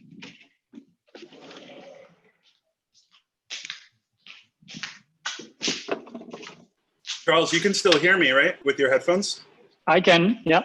Are you frying corn today or no? I'm not frying corn, no. Okay, would you recommend dusting the corn kernels with flour when frying, or do you just kind of throw them in a pan like how you almost, like when you did the garlic for the stir fry, you just roasted the garlic in some oil? Would you do similar? I would actually roast them in the oven eventually. So I would roast them in the oven, kind of dry heat to make them kind of really dry, or deep fry. Deep fry actually would be the one that would be the kind of, yeah, more delicious. Would be deep frying. Since it's just corn kernels, like a little cast iron shallow pan fry, something. Yeah, shallow pan fry. Yeah. But put them in. Are they cooked? Are they like sweet corn cooked, or are it's sweet corn that I just cut off the cob. Okay. So nice. I just cut them off the cob, and I actually bought these yesterday at the market. And usually I would refrigerate them, but I left them in a cupboard overnight so that, I don't know, I just left them overnight to like not have them cool. I know that might dry them out a little bit, but since I'm frying them anyway, that's that might great. be a good thing. Yeah, that's great. Definitely try deep frying those, or just pan fry with abundant oil, or just saute them. I mean, you're gonna get different results. It depends on what you want. If you want to add crunch, you deep fry them. If you want to add the sweetness of it, you have to cook them and saute them slowly, right? So really depends on what you want. Would you dust them with flour at all, or not really? I don't think so. I don't think so. Anyway. Yeah, it's a bit kind of heavy. So if you want just the sweetness, boil them. If you want the crunchy, deep fry them. I wouldn't dust them with flour. Yeah. Thank you. All right, no problem. So here's the star of my ceviche. So we have some shrimp that I already got. This is a beautiful bar de ligne from the coast here, the Atlantic Ocean. It's super nice, super fresh. I already took out the scales, right? I did that job beforehand, and I emptied it so that you would have kind of I wouldn't have to go like too much into detail of how you do this kind of fish. It's not a fish course. It's not a fish class, but a ceviche class. But what I wanted to show you is that if you want a beautiful fish ceviche, it starts with how you respect the fish from the first moment it gets out of the water.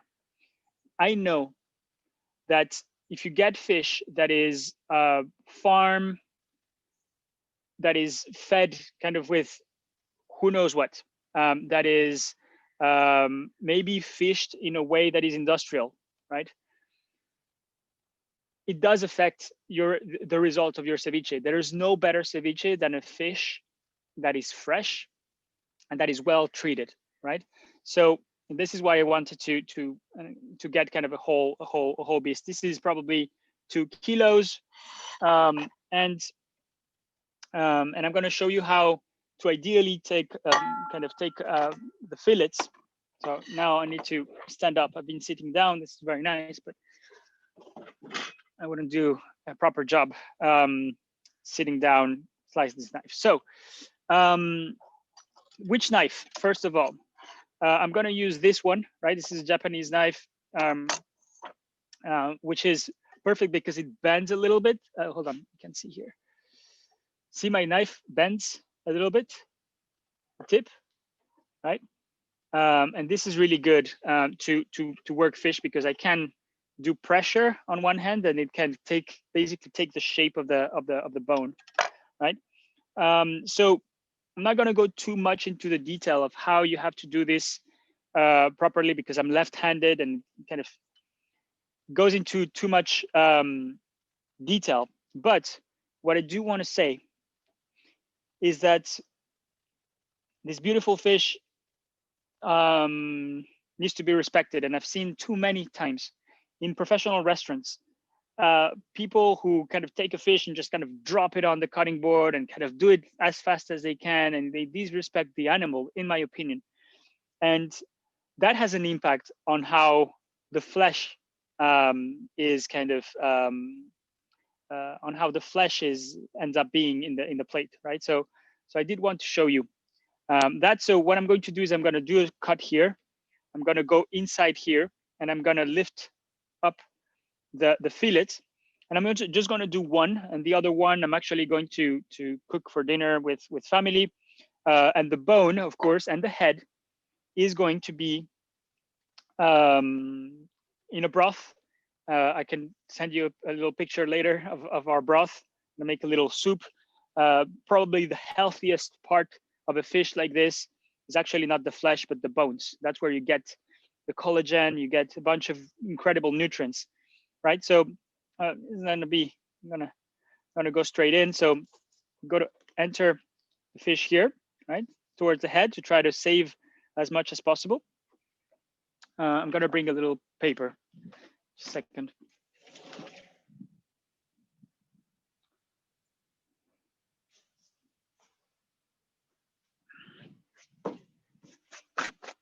kitchen towel here. So I do a first cut, clean my knife, okay? And then I'm gonna enter here. You got a good view there? Let me try to see if I can get you a better angle. Right. Put my hand on top. Gonna enter here. Still some scales in there.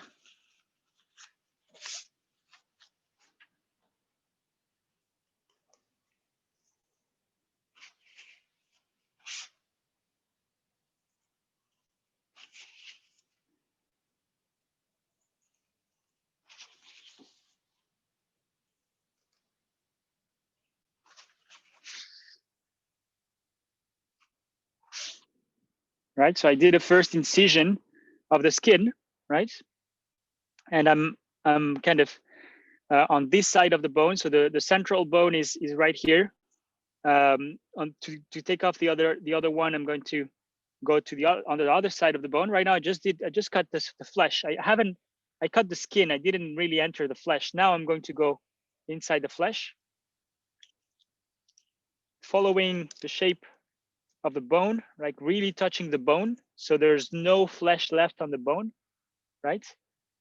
And then that's kind of first cut the skin, second cut, I go in the flesh, and the third cut, I'm gonna go straight to the center and to the bone here, right? I'm doing it very slowly so you can see.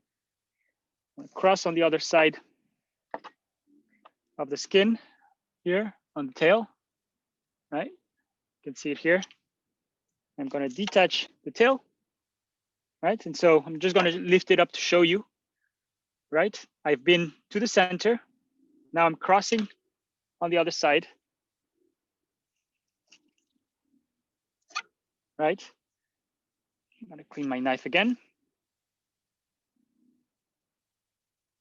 And to finish, just gonna detach it from near the head. Normally I could do this with scissors, but I'm doing it with my knife. Right.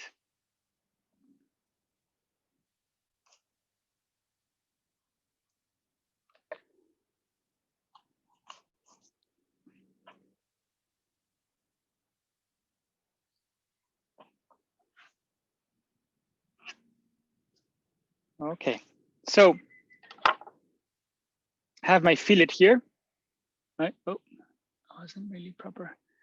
I have my fillet here, my fish. That's right, there's the bone. There's almost no flesh left on the bone. Now I have my flesh here. I'm gonna take out these little bones here that stayed on the flesh.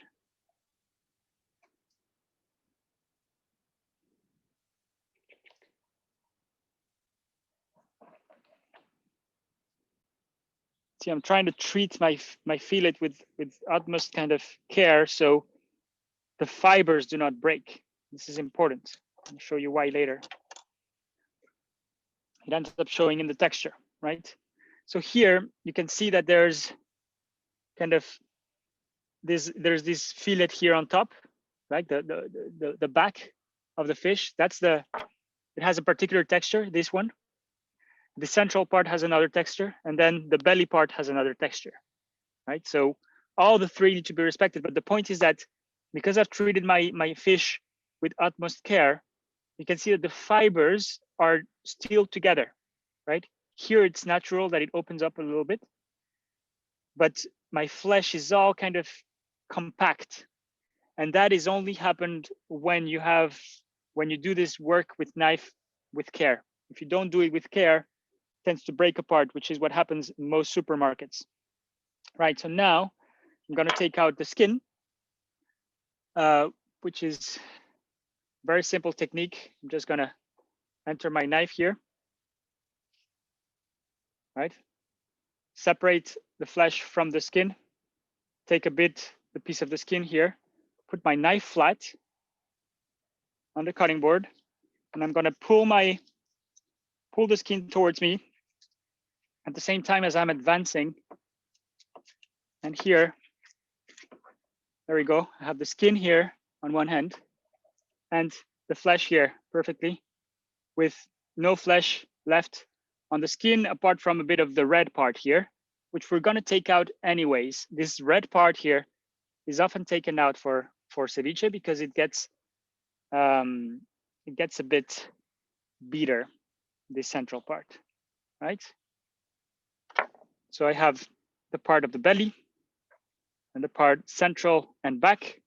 So now I'm going to separate central and back. So this is the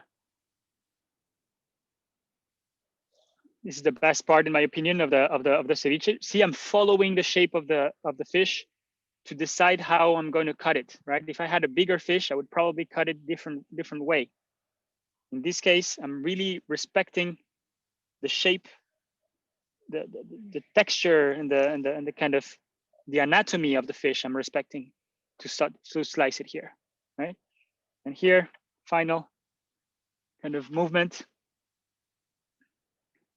Cutting this one right here, right?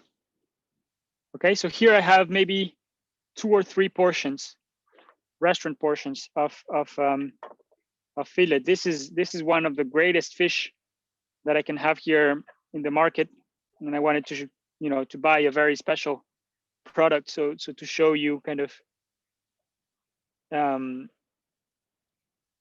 this is one of the fish that is most commonly found in Michelin star restaurants as a kind of specialty dish, specialty fish.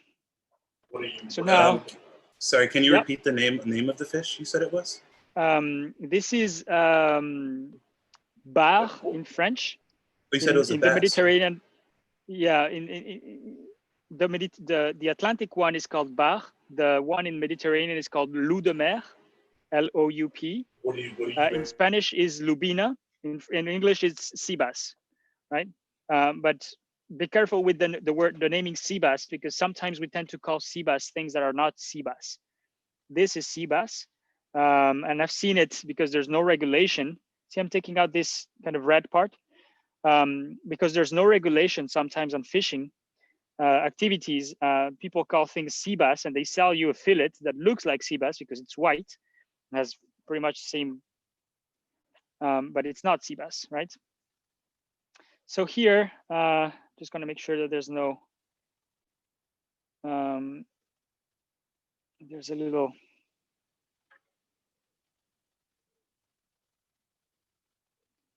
thingy here. Okay. Hey Charles, is there a way to kind of tell like the fake sea bass or fake fish, or is that just kind of like you have to know your stuff really well?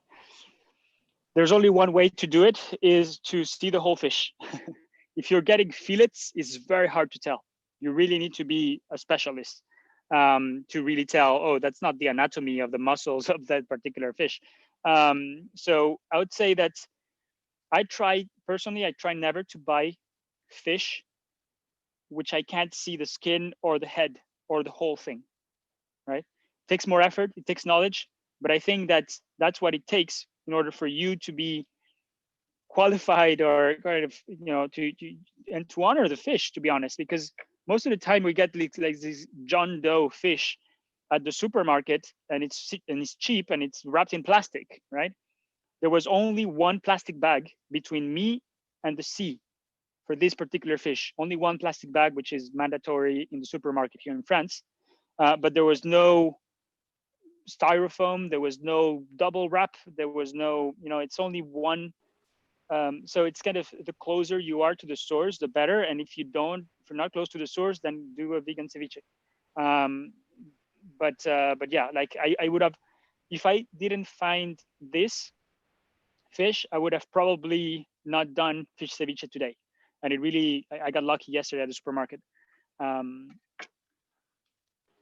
I steal the phrase John Doe fish? I think that's really perfect for this supermarket. Just works in general.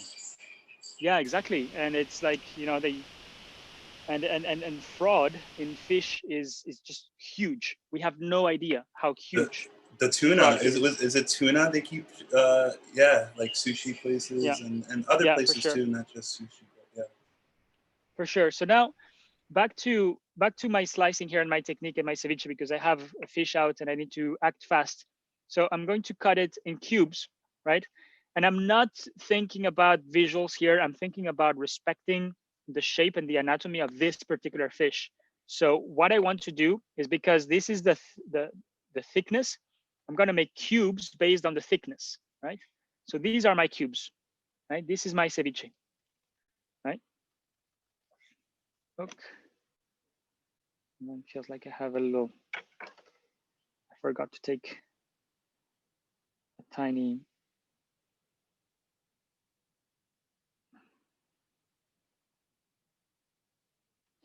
yeah, so, you know, it's like, I have this crazy opinion that unless you have caught a fish in your life, unless you have filleted a fish in your life, you shouldn't be able to be qualified to cook a fish in a restaurant. And unless you haven't seen it at least with a video, what a fish looks like, how hard it is, maybe through storytelling, through video, how hard it is to actually get one of these fish, how beautiful it is to process it properly. You shouldn't be able to purchase a fish. So that's kind of in my crazy things of what an ideal word should be. Yeah, in terms of chefs, like, you should have a rite of passage of of fishing yourself, of emptying the guts of a fish. I just did this before the call, knowing how to empty, because a lot of people just think that fish comes in plastic, you know, and comes from the supermarket, and they cook it, and they're like completely disconnected from the truth. And of course they don't respect the fish. Of course they don't respect it, because they've never seen it. They've never been humbled by the experience of having to deal with it. They've never been hurt by a fish, because I learned, sea bass in particular, getting hurt and getting an infection in my hand because of being pinched by one of the little back kind of spines of the fish. So right, it's like you're getting respect with these products. So it's absolutely beautiful here. And I'm going to put it just right here in my little container, and I'm going to put it back in the fridge for the moment. If I were like ideally doing like my ideal ceviche thing, from this, I would season it and serve. It would be on the plate and eaten in 5 minutes, right? It wouldn't wait in the fridge. It would be immediately seasoned, immediately served, right? But now I'm just going to put it back in the fridge with my shrimp, and I'll be back in a second while we prepare all the other ingredients.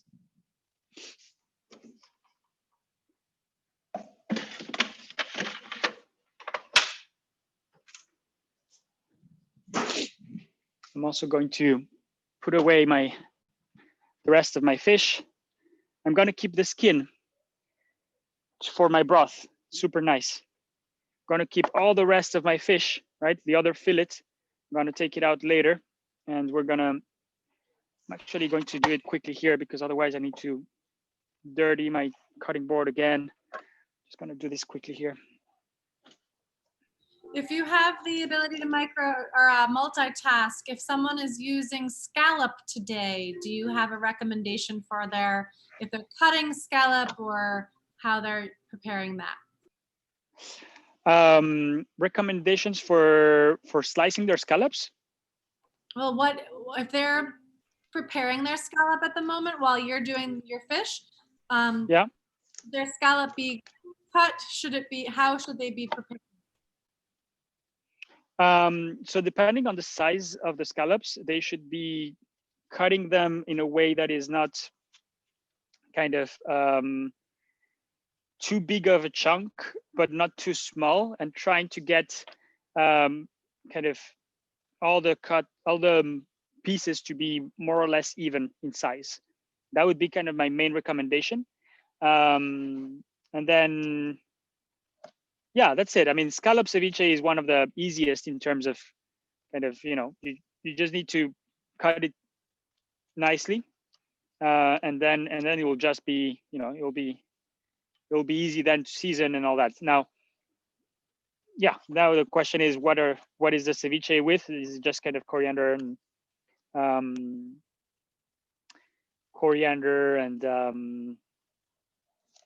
lemon and onion, or is it something else that they're adding there?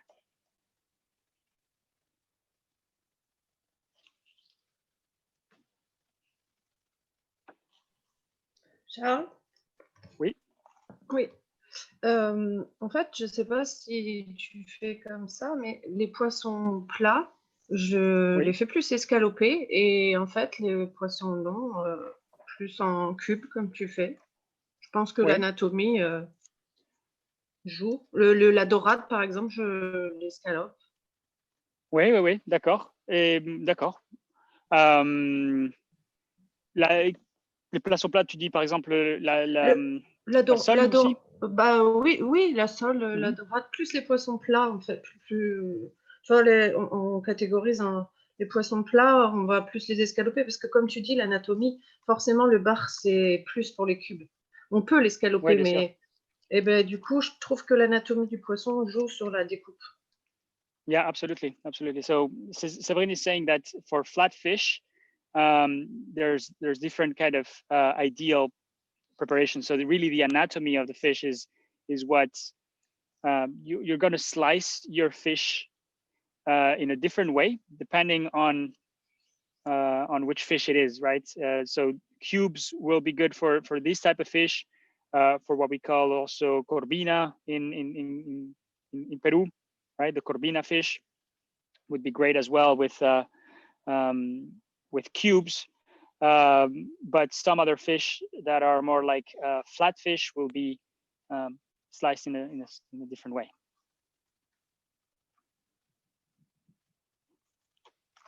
Okay. Finish here.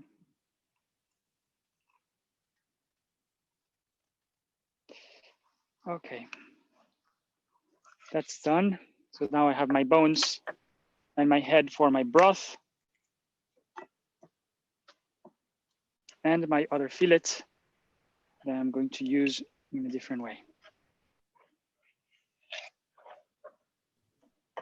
Hi, Charles. Yes. I would like to use a little bit of tequila with the shrimp and the scallops. In that case, would you add it to the lime juice at the same time? Wow, tequila is interesting. I think I would add it at the end, because it's not going to change much of your cooking. So I would just add it towards the end, like last thing, would add just a little drop of it and see how it's taking shape. Okay. Yeah. All right. Okay. Thank you.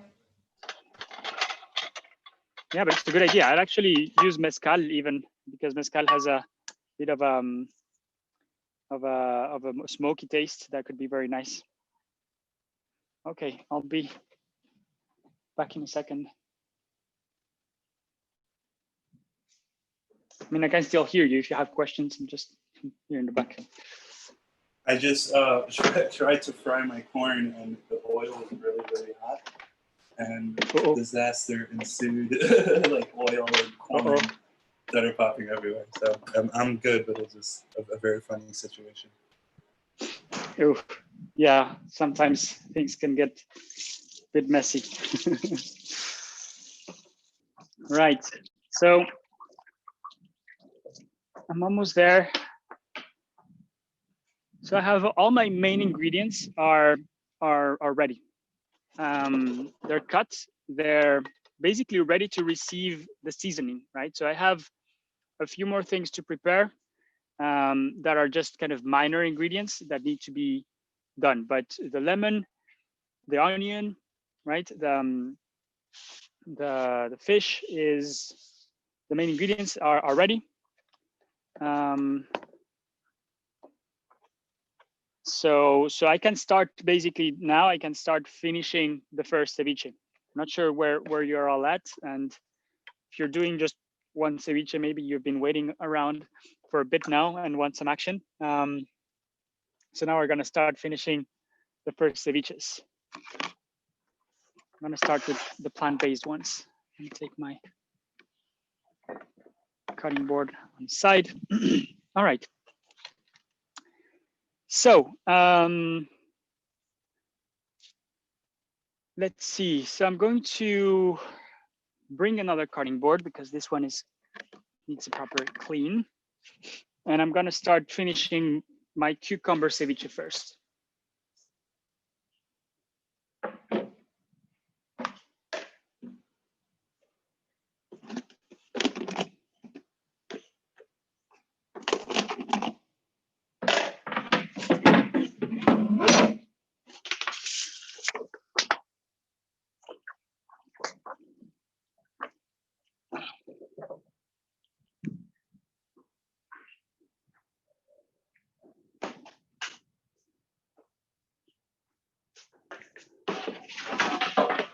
All right. In the meantime, anybody knows where we're supposed to use the sweet potato? Is it the chicken version or during the fish version? Yeah, well, it's actually the in whatever version you want actually to bring sweetness, but especially with the fish one, it's really recommended to have that bit of sweetness. Yeah. So I'm gonna finish the cucumber one. So I'm gonna talk to you through, because you may have different ingredients, but in terms of how I'm going to finish mine, I'm gonna do salt, lemon. I'm gonna do the skin, right? The skin of the cucumber in julienne. I'm gonna add here, because cucumber is not a very, it's more of a texture, but it doesn't have a lot of umami, for example. Fish has umami, right? So I'm gonna add an umami ingredient to this one, that is tomato. So tomato is going to be the main kind of complement to my cucumber.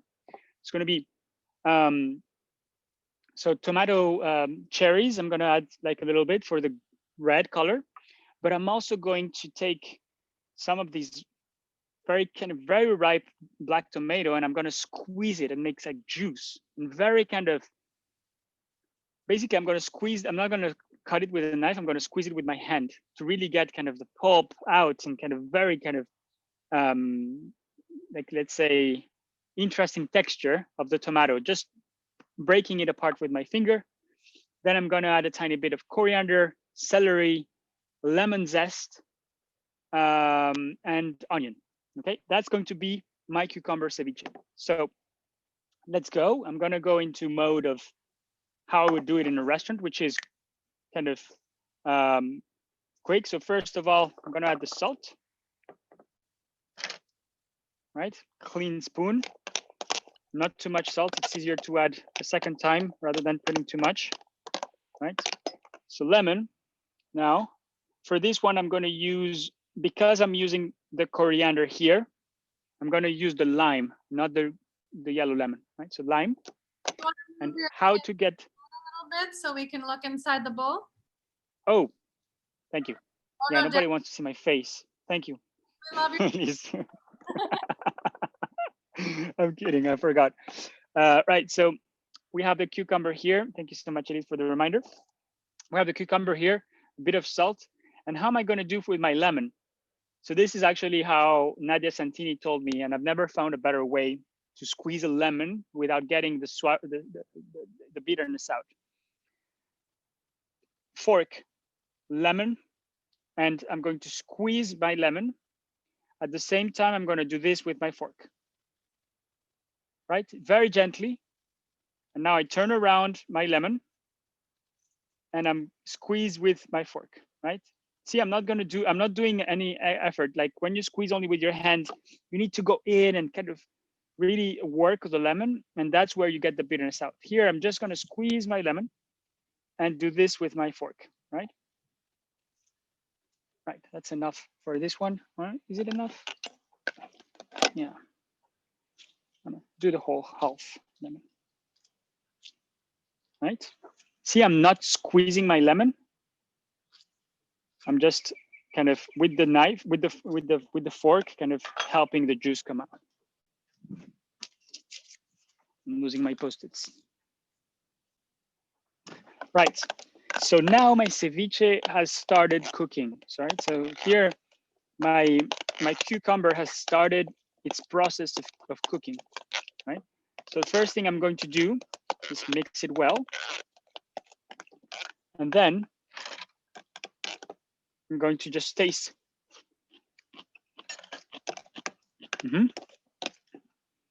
Good acidity, very like sour, normal, but it needed a bit more salt. Now I'm going to add my onion right here, and the onion is going to cook in there as well, right? I'm really going to break it apart. Good. Right, so my process has started here, and as I go, I'm going to add the other ingredients. So I'm going to prepare. Here I have my skin of cucumber, right? I'm just going to season it lightly.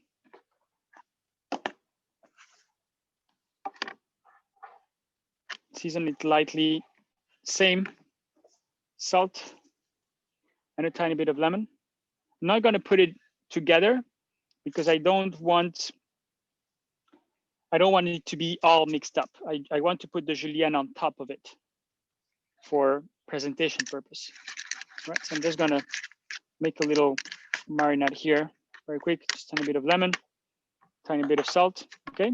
Ready with my skins. Next, I'm going to prepare some cherry tomatoes. Just gonna add 3. And just gonna cut them. Actually, how do I cut them? Right, so I can choose to do kind of these halves or these quarters. I'm actually gonna go for quarters.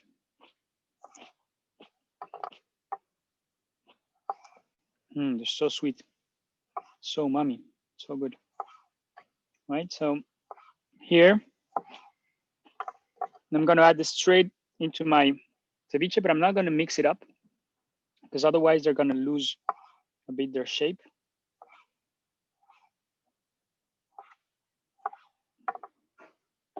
Right, then this tomato that I mentioned, I'm going to use half of it. And what I'm going to do is I'm going to just squeeze and kind of break apart. I want it to be a bit messy, right? I'm just gonna squeeze this tomato and all its flesh with my fingers, right? Like I'm just kind of breaking it apart. So that way we have all the pulp in it. It's gonna be a bit messy. It's gonna be so good in terms of taste, right? All the umami of it, all the textures. I really like blending in things that are very well cut and things that are kind of very rustic, like this. Right, so now I have my cucumber and my onion there cooking, and I'm just going to blend in tomatoes.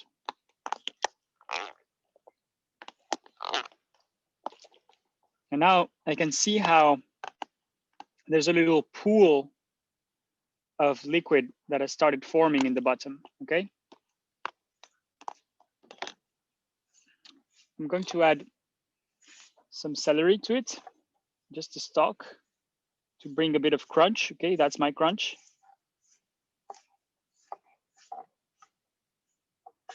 Celery stalks, thinly sliced because I want the crunch to be there and also to the visual, but I'm slicing it thin because of that. And finally, the coriander, which I have here. Right, so as you can see, it's pretty straightforward, right? It's just a matter of having that balance with all your ingredients. My coriander, I'm not going to add too much because I don't have too much, but also that would be the amount I would add even if I had more. I don't want it to be too overpowering. And of course, I'm going to add a tiny bit of chili because it's very spicy. I'm actually not going to mix it in. I'm going to add it on top.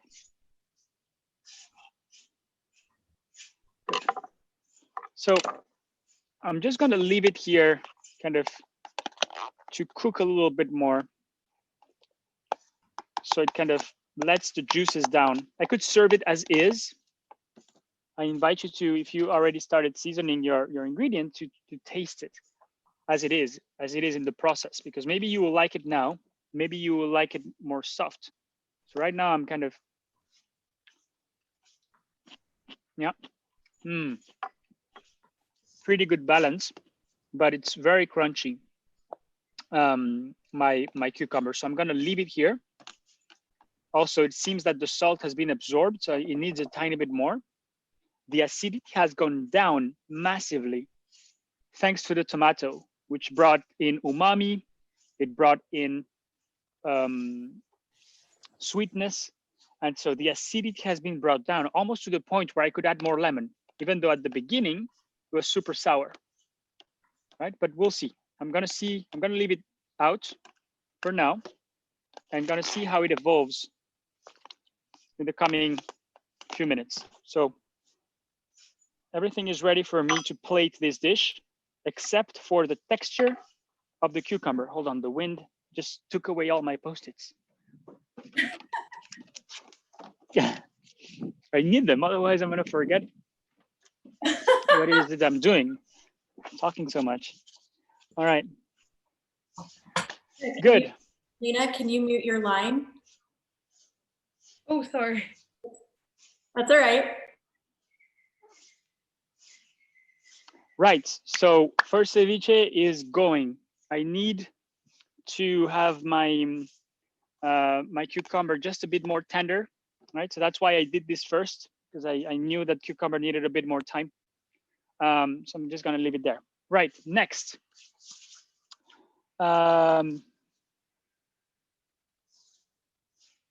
Next, I'm going to do my mushroom. Now I'm actually going to do the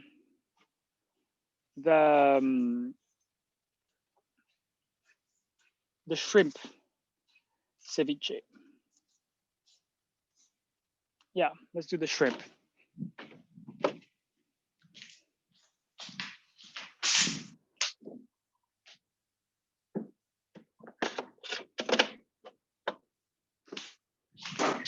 So unfortunately, I could not find raw shrimp, and I wanted to do ceviche with raw shrimp, but because that's kind of the best, right? But and also if you do ceviche with lobster or something like that, you start with raw, right? Lemon, salt until it gets the texture, starts turning white. It's super nice. But you can also do, and also in Colombia, traditionally, the shrimp ceviche is actually done with pre-cooked shrimp, which means that they're given a steam or a boil quick, just like that, like the ones I have here. They're pink, right? And then these are seasoned. Traditionally, street food, they add tomato ketchup, garlic, vinegar, Tabasco, and that's it, right? And sometimes there's some variants, but that's how they do the Colombian street food version of ceviche, which is also called shrimp cocktail, right? But in this case, I want to do more like an aguachile. Aguachile is a preparation from Mexico, right? That is, it's a very spicy water, aguachile, right?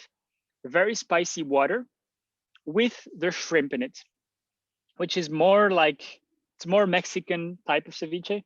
And it's not fully ceviche because of course the word ceviche is another thing, but aguachile is a type of ceviche, right? It's also something that it's very traditional in Sinaloa, right? And they serve it in a molcajete, in one of these big stone mortars. So I'm going to do something more like an aguachile, because I absolutely love aguachile. Normally aguachile is made more of like a with raw, but here I'm just going to use these little ones here and make it more like an aguachile. Also because I have chiltepín, which is this little chile. Nidia, tienes el molcajete. You should come here and we should do the the ceviche together. So this is chiltepín. This is also called Chile Pepita. It's a variety of chili that's like this round little ball. It looks unassuming and it's absolutely fire. I love this chili. So because I have this, I decided to make that more of an aguachile. So I'm gonna slice. So for the Colombian ceviche de camarones, you would actually do it with the whole shrimp, just mixed. But because I'm doing an aguachile, I'm slicing my shrimp like this, right? I'm slicing it in the long, so I have like halves like this, right? Just completely different texture. But you could also cut it in cubes if you want, and season it in another particular way. Right. And so in particular for this one, because I'm going to be more inspired by the aguachile, Mexican version of a ceviche, is I'm going to put enough spice here. It's going to be for me because my dad and my sister don't like spices. So going to be my dinner. My little craving is this little shrimps. Not going to share. No, I'm kidding. But I'm going to add the right amount of chili. No, not too much. I want my dad to try it, of course. But I do love lots of spicy, especially when thinking about doing Mexican style food.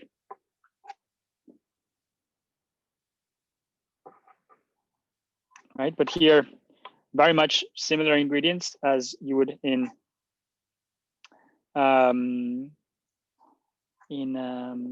normal ceviche, right? Onion, lemon, and you could do coriander, but in my case, I'm gonna add oregano in this one. I'm kind of improvising, to be honest, right here. I was thinking to go on a different route, but now I'm gonna do this. So I'm actually going to make my aguachile straight in the container where I want to serve it, which is going to be this little glass bowl, okay? So I'm just going to add my shrimp. I'm going to add some onions.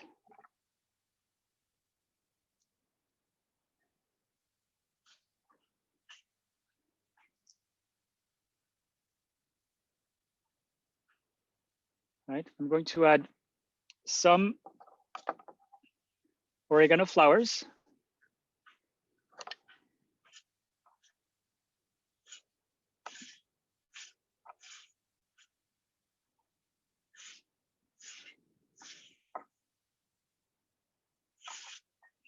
And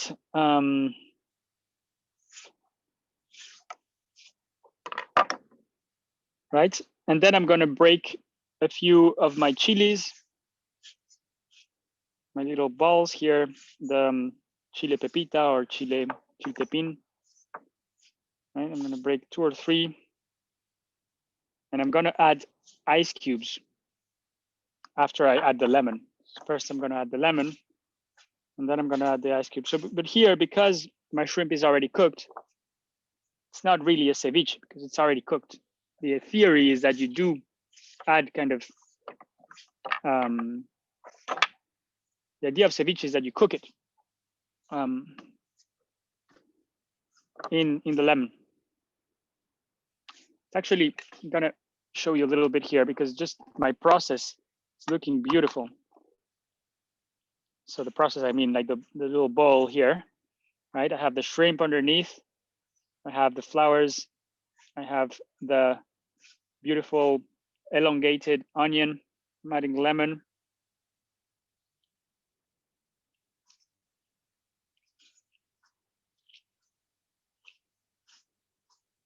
good amounts of lemon.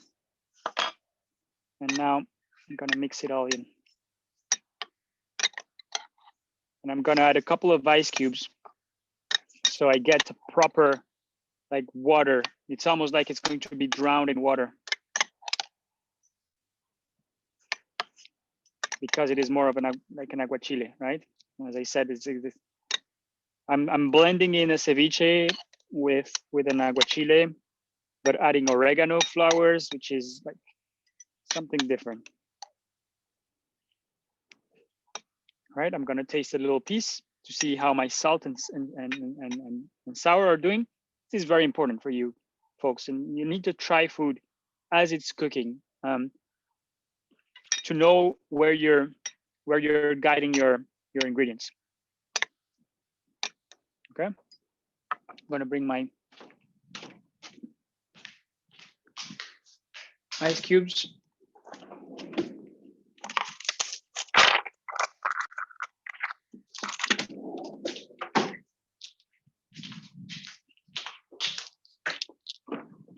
Okay, 3 ice cubes here. And I'm gonna let this kind of cool down here a little bit. Gonna add a tiny bit more salt that it needs. Gonna add a bit more chile that it needs. Right. So you see here, I'm kind of improvising. I'm being inspired by things I like. I'm being inspired by cravings. I'm actually going to add a tiny bit of water so I get more juice.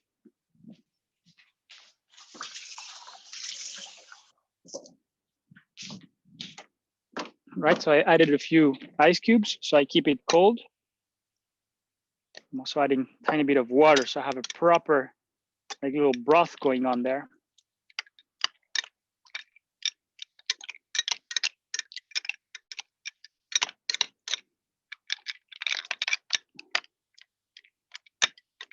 Okay, I'm gonna try my water, see how it's going. See how it's taking a little white color, right? That's why we call it a milk. Right, oh yes. Oh my God, that's so good. I think this with very hot weather on a beach with a cold beer or whatever would be absolutely wonderful. So this, I'm going to let it sit for a bit and then I'm going to season it when it's ready. I could serve it right now as is, but I'm gonna wait, of course, to plate it a bit later. And if you want to do this for 10 people, for instance, or 20, you prepare a bit in advance. You season the lemon, you make this, and then you make the last part of seasoning when you're going to serve it, right? You don't over season it from the beginning. You take it 60, 70% there, and then you finish it with your client or when it's going to be plated. Okay. All right. So now I did that. Now I'm going to do my mushroom ceviche. Does anyone have questions? Is anyone everyone moving forward with their own preparations? Hey, Charles, I have a question. I have raw yes, shrimp, and I'm wondering how long I would let it cook.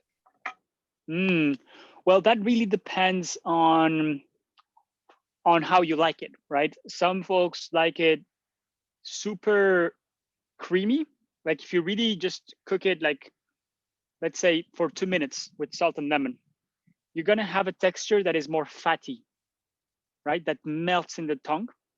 If you let it cook for 10, 15 minutes, it's gonna become more white and pink. It's gonna start getting that pinkish taint. And it's going to be more crunchy, right? Like when you cook it. So it's really up to you. Like I've seen both ways be very successful and in terms of like super delicious. They're just like you make the decision on where you want to take your creation, right? So, and I guess it depends on the other ingredients that you have with it. If you're gonna be, or even it depends on the taste of the people you are feeding, right? If someone is a bit more kind of an adventurer of flavor, who has been in Michelin star restaurants, who has, like, who has an experience and all that, they are more likely to prefer or to enjoy the version that is with almost raw shrimp, because it's more fatty, it's more complex, it's more difficult to like, right? So if you have a very fine palate, right? But if you have, you know, a simple palate to feed, like, which is like 90% of us are very kind of like simple things, or like if I wanted to do it for my dad, I know that I need to cook it a bit more, right? And it depends on age, it depends on people's experience, it depends on people's tastes. So it really depends what you're cooking. So my question to you, and actually if you want to answer, which one do you prefer? Do you prefer it more crunchy and cooked, or more raw and kind of almost gooey and kind of fatty?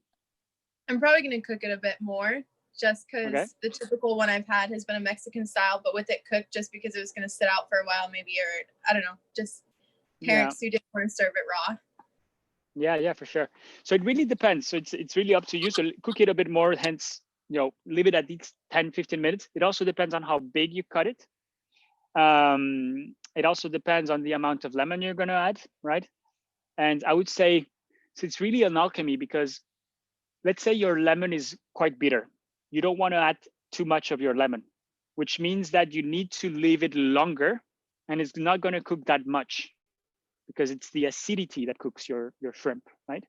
So it really depends on how your ingredients are right now, and you need to kind of adapt to the type of ingredient, the size of shrimp, right? If you have very tiny shrimps, or if you cut it very thin, it's going to cook faster. Maybe in 5 minutes, you'll have the result you want if your shrimp is sliced very thin. Or as if, you know, comparison, for example, aguachile is often made with whole shrimp, just sliced in two in long. So you can leave it there for an hour and it's still going to feel a bit raw because it's so big, right? So it really depends on many factors. Hope this helps. Cool.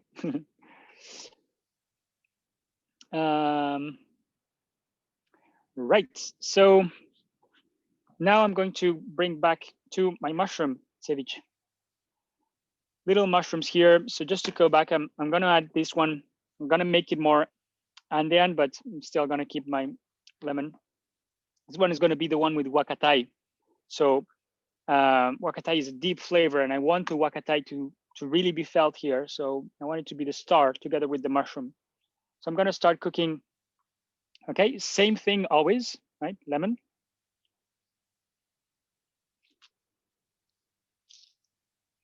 Lemon juice first, without seeds.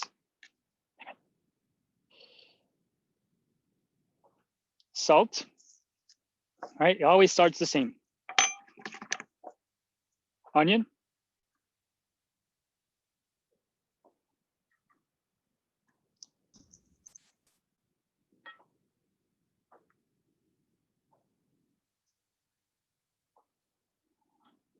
Right?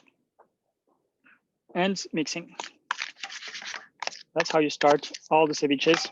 Same way, lemon, salt. This one, I'm gonna add a tiny bit of pepper as well. Tiny bit. Black pepper. Because black pepper likes mushrooms and vice versa.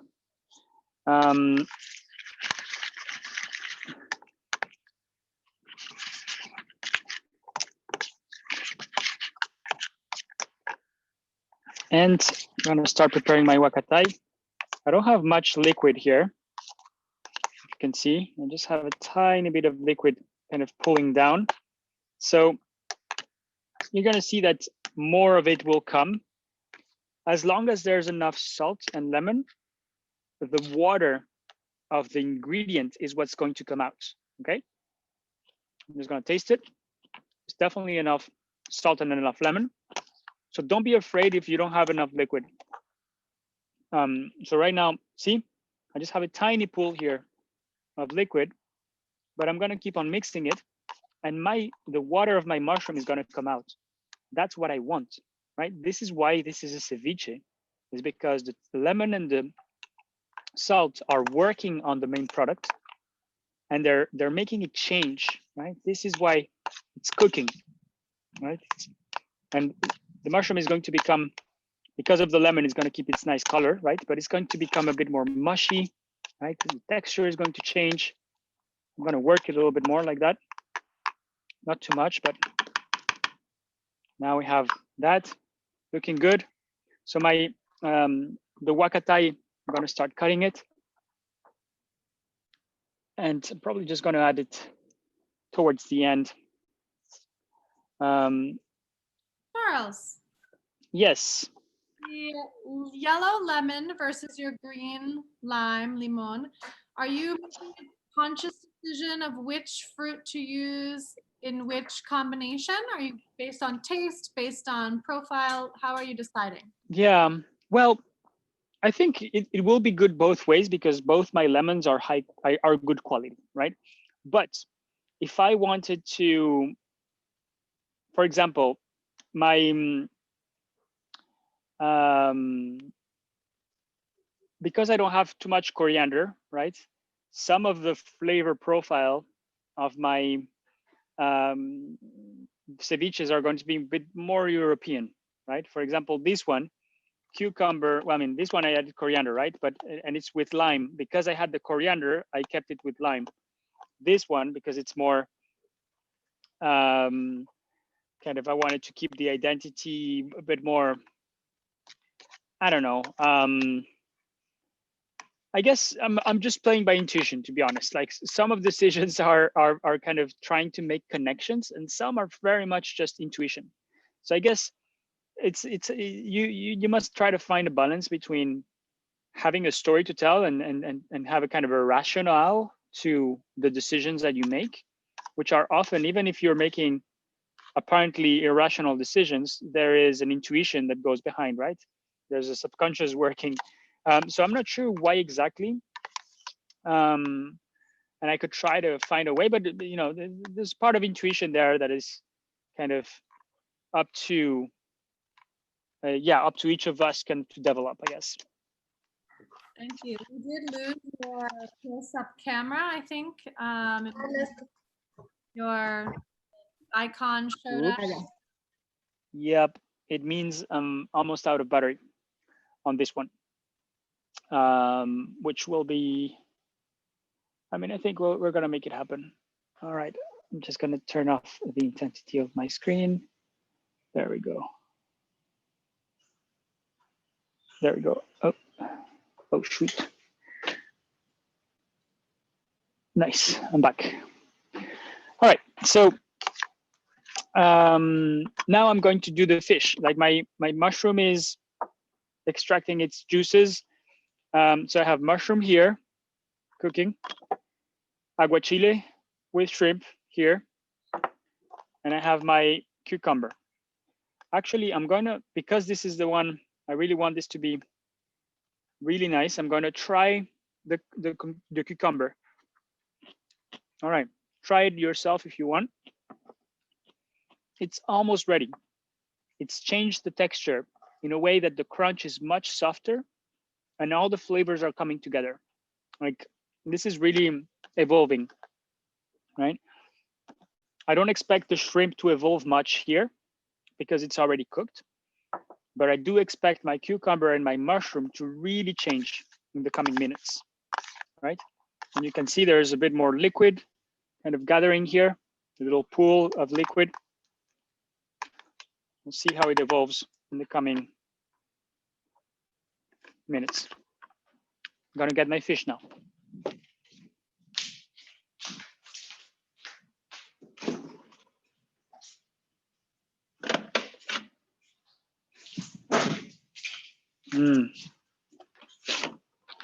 Excited about this one. All right. So here's my sea bass. Same as with the other ones. Start salt. I would say that when you do the fish ceviche, start with the salt, give it a good blend before you add the lemon. So you make sure that the salt is really all over and start working on your fish, right? The salt kind of is going to be taking the liquid out of your fish, right? Taking that juice out. Now, gonna add my lemon.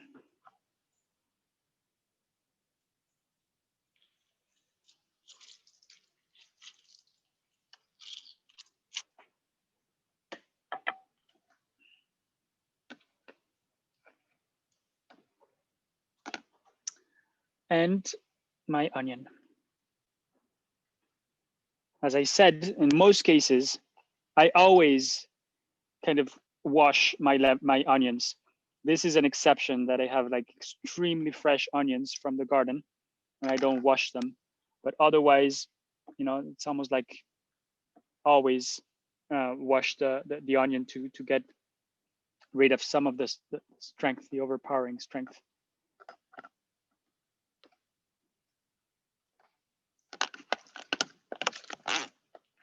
There we go.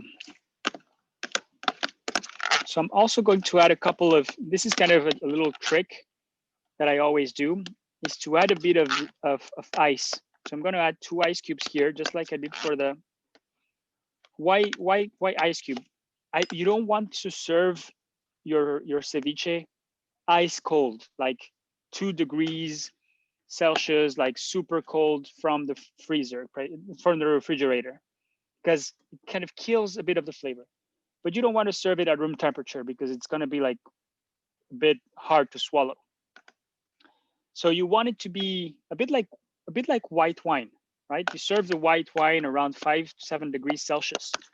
So you want your ceviche to be almost iced, but not iced, right? That's important.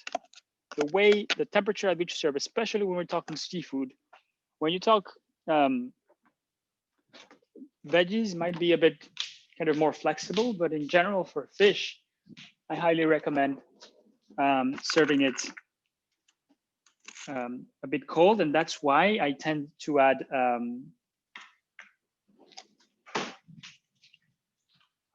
bit of ice to it. So first of all, it augments the quantity. I'm gonna break it a little bit. It augments the quantity of tiger's milk that I'm gonna have.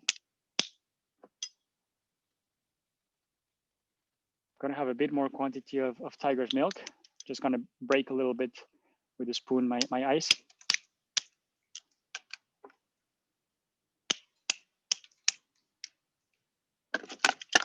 So I'm gonna have a bit more, and it also keeps the temperature kind of cool.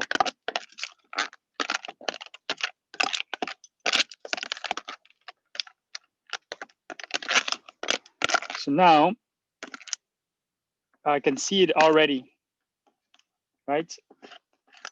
I can see already how the fish has started cooking, and there's only a tiny bit, but I have like the milk is starting to form. Let me orient here, right? I can see, not sure if you can see it here. There's the milk starting to be, right? So you must be seeing, if you have these white fish, you must be seeing this milk coming out, right? That's the process of cooking ceviche that is happening, right? The lemon and the salt are doing their job as soon as you see that milk appearing. Any questions? Hola, Charles, ¿te puedo hacer una pregunta? Claro que sí. Charles, yo he visto que en algunas como guías de ceviche usan el pescado y lo colocan en la licuadora con cebolla y hacen como una leche de tigre como acelerada. ¿Tú qué opinas de eso? Wow, nunca lo había oído, la verdad. Me parece, pues si se trata de hacer leche de tigre, ¿no? Y tener de eso como para tomar como una especie de caldo frío de pescado, pues Charles, me parece eso interesante, pero no. Charles, yo cuando estaba trabajando, when I was working in Peru, we used to prepare ceviche like that. We used to make leche de tigre at first with a fumé, with a, how do you say that? A broth, fish broth. So we would have that, and then we would add the lemon. Interesting. Okay. So yes, I mean, I guess that's a way of doing it, right? And I'm not to be honest, I haven't spent enough time in Peruvian kitchens to really have tried all the ceviches and all that. So I'm really very much a student of ceviche as well.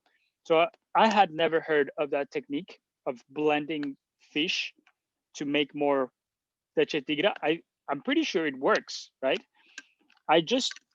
If it's well done, I just don't see the necessity to blend fish, because you tend to get a good amount of leche tigra just like that. But if you want to make leche tigra by itself and blend raw fish, I think it's yeah, like that sounds good. I just haven't ever heard of it. Excuse-moi, Charles, j'ai pas compris ce qu'elle disait. C'est quoi Elle a dit que on utilise, qu'elle a vu des recettes. Elle me demandait ce que je pensais. Des recettes où on fait de la leche tigra, donc ce lait qui sort du ceviche, oui, en prenant du poisson et en le mixant, en le passant au blender. Ah oui, oh, je connais pas. Donc on fait vraiment de l'eau de poisson, quoi, de l'eau de chair, et que on le rajoute au ceviche pour augmenter la quantité, pour augmenter la quantité de lait. Oui. Ben, je connaissais pas les termes non plus. Bon, bah, merci. Oui, pleasure. Merci beaucoup. Let's just translate into French that technique of blending the fish. Thank you for, I'm not sure who brought it up, but gracias por comentar sobre el tema del pescado licuado. No lo conocía. Chévere saber de eso. Right, so here I added some of my my chile, right, slices, and I'm just kind of working it a little bit, and I'm getting more and more milk here, right? I'm getting more and more milk. Now I'm just gonna keep it there for a little bit, sitting, and getting ready. What else? So for the fish ceviche, I'm gonna add a tiny bit of corn, and I'm gonna for the sweetness, because I really like, as much as I don't feel that the sweetness is super necessary for the vegan versions, I really like the sweetness with the fish. So I'm going to add a tiny bit of corn into my fish ceviche. Just a tiny bit of cooked corn, sweet corn. All right. So here I have added some corn. And I'm gonna start now kind of plating. So for plating, I'm gonna be using certain kind of, I have huacatay flowers, for instance, for the mushroom ceviche that's going to be with huacatay. I'm also going to add huacatay for the fish one, right? So I'm going to use some of these flowers. So I'm going to kind of prepare them here for my plate. I'm also going to add a few kind of leaves, nice leaves of huacatay to show because the flavor I'm going to give it by chopping last minute my huacatay, but here I want to add the like whole leaves, so you can see the identity of the plant. The guest or the person eating can really see it. Right. Then I'm also going to have some arugula flowers. They're so nice, and they bring like a little bit of spiciness. So I'm not sure where, but I'm going to add some arugula flowers also on a dish to bring up a little bit of crunchy and a bit of aroma. Right, here's my arugula flowers. I also have a beautiful zucchini flower. This one I'm going to use for the vegan, for the cucumber. Right, these beautiful petals of zucchini flower. Look at this. Right, I'm gonna actually take it apart. right? So these beautiful petals of zucchini flower that was barely opening. I'll take the 5 of them. This is my way of kind of remembering also the cucumber, which is kind of the flower of the cucumber is similar to zucchini. The plant is similar to zucchini. It's close enough. And there's also this gorgeous element, which is this pistil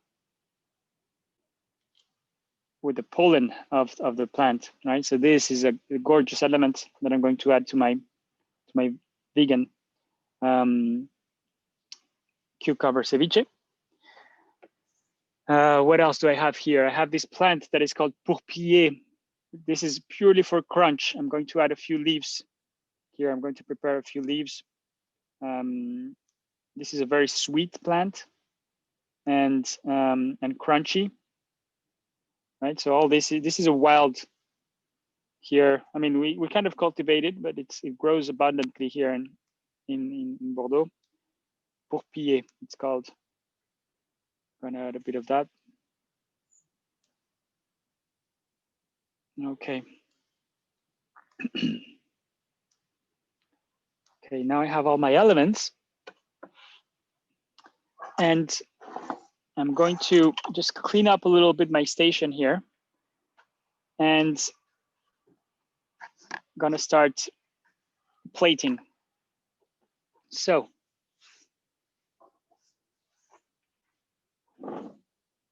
right. So my first ceviche that is going to be ready is actually the aguachile. So the shrimp one. So before serving, I'm just gonna taste the flavor balance, and I'm gonna see if there's anything missing. Right. So I can see there's still a bit of ice. I'm gonna take out the remaining ice cube. I'm gonna try to make it look pretty. It's so fresh. Hola, Charles. Ya terminé mi blog. Sí. ¿Te lo puedo mostrar? Sí. Yesenia is gonna show us her plate.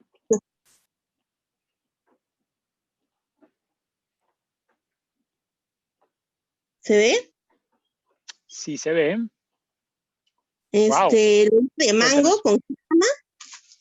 Lo hice de mango con jícama y tiene un poquito, hice con una tortilla unos conitos para que llevara el toque crunchy. Le puse zanahoria, lleva limón verde, le puse un poquito de ajonjolí tostado. Qué bello, súper bonito. Iba a poner cilantro, pero no pude encontrar, entonces nada más para darle el toquecito verde, le puse un poquito de tréboles. Wow, qué lindo. Un jícama para el toque crunchy y cada conito de jícama lleva un poquito de polvo de chiles. Wow, that's super nice. Qué lindo, Yesenia. Me encanta cómo estás liberando creatividad ahí, juntando el tema de la jícama crocante con el picante y mango. Está súper bonito. Muchas gracias por compartir. Gracias a ti. Right, so translation, that is a mango and jicama. I'm not sure how to translate jicama. Mango and jicama ceviche with little crunchy, spicy kind of cones. There's carrot as well. And that's kind of Yesenia from Mexico. She's also a food educator. And she just showed us her finished plate. Right, so here for this one, I'm just going to add a few additional kind of little petals of, and you can see here the oregano. Not sure if you can see the color of the flower. It's kind of purple, lilac, which is the same color, the same tone of the onion after it has been cooked with the lemon and salt. It's kind of really good pairing in terms of color. So I'm just adding a little bit here. And to be honest, this doesn't need anything. It's super simple, but the juice here that I have, right? It's very juicy. Like this is pure water, right? It's more like an aguachile, as I said. Look at that, right?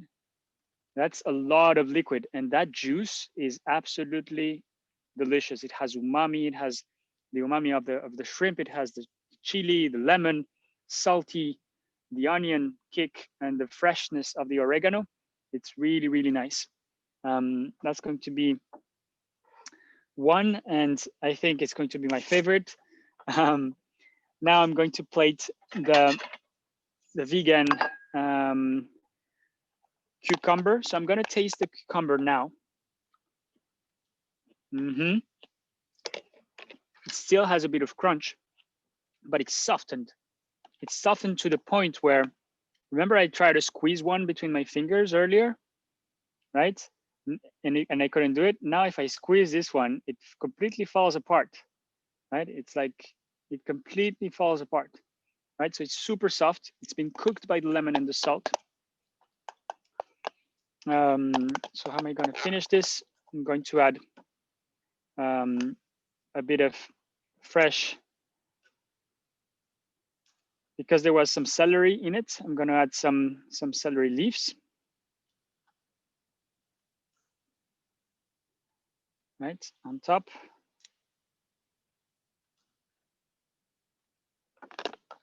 Right, and I'm just going to serve it in a little mountain in the center of my plate. I don't want to make it too big. I don't want to serve it all because I want to preserve. It's going to be kind of a tasting menu type of portion. In the center of the plate. If I had a bigger plate, I would put the whole thing. But right now, I'm just going to add this, and I'm going to cover it. Oh, you can't see the plate. I'm sorry. Right. So I'm putting the cucumber with the tomato here, and because I have a tiny plate, I don't want to.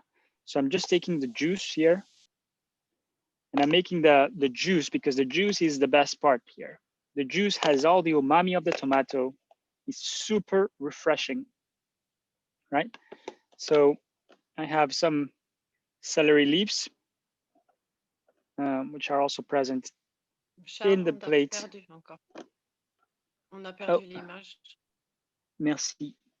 Sorry, this is the warning that it's only 10% battery left. So I'm adding here some of the leaves.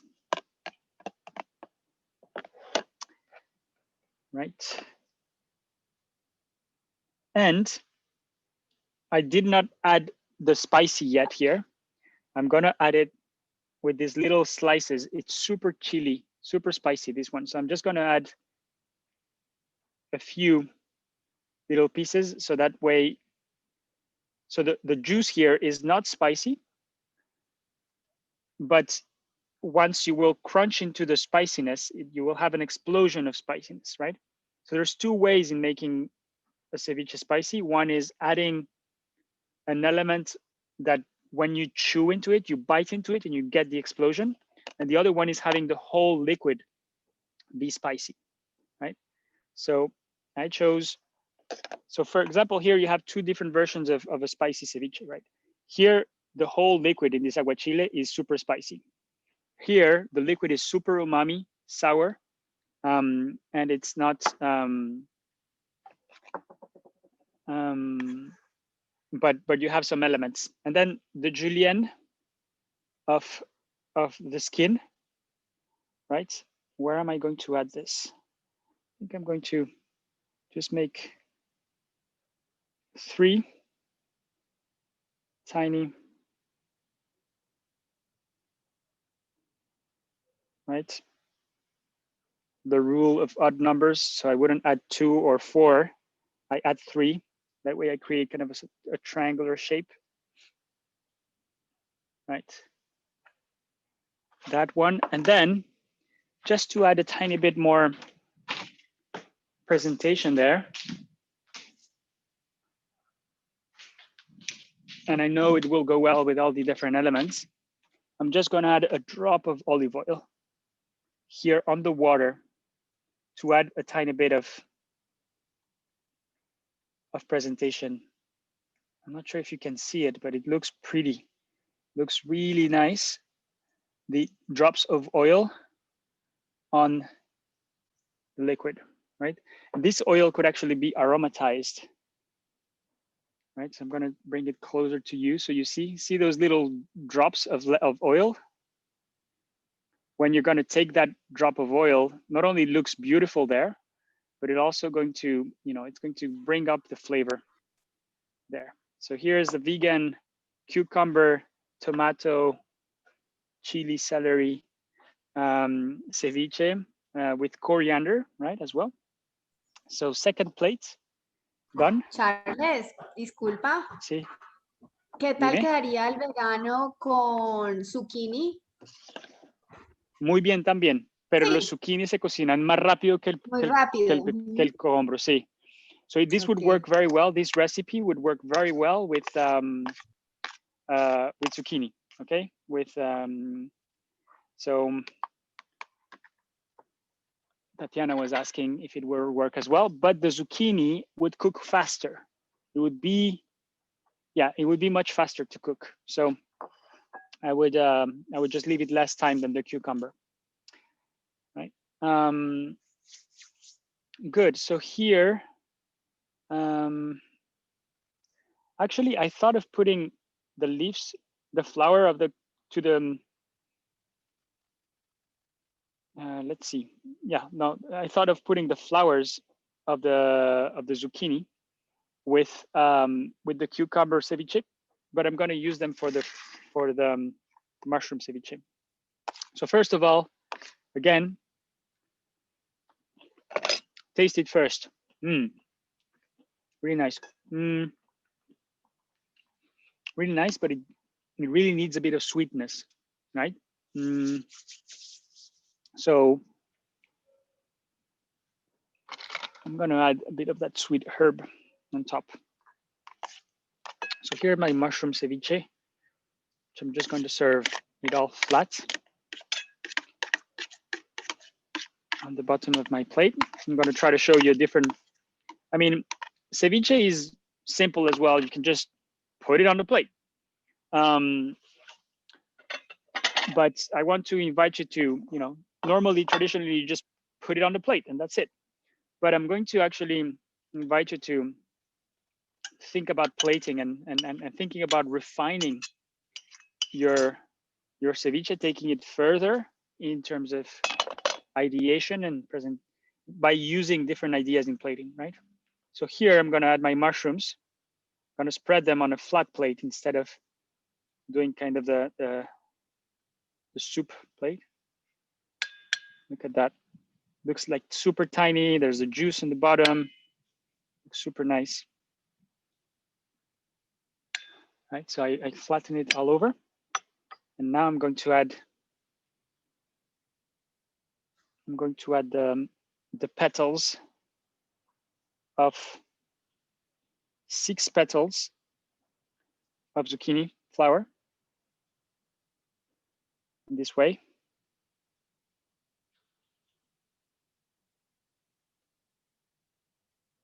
The colors are super nice, but I don't have enough light.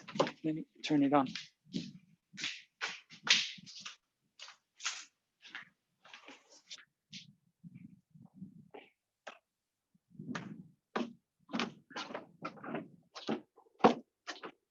That might be a tiny bit better in terms of light. Okay, there we are. It's better. Okay. Right, and I'm going to add, because it needs a bit of sweetness, I'm going to add these pourpier petals. But I'm actually going to season them with olive oil before I put them in. When you put a leaf, don't add it just because it's beautiful. Add it because, or a flower, add it because there's a congruency, add it because it brings sweetness, right? So as I said, my mushroom ceviche was a tiny bit acidic, right? This flower of zucchini is sweet. This pourpier brings sweetness. So it's actually balancing out the flavors of my dish, these leaves, right? And these flowers. It's not just because I find them nice. It also, of course, has nice color contrast. This is kind of where the alchemy comes in and where combining the art and science aspect, right?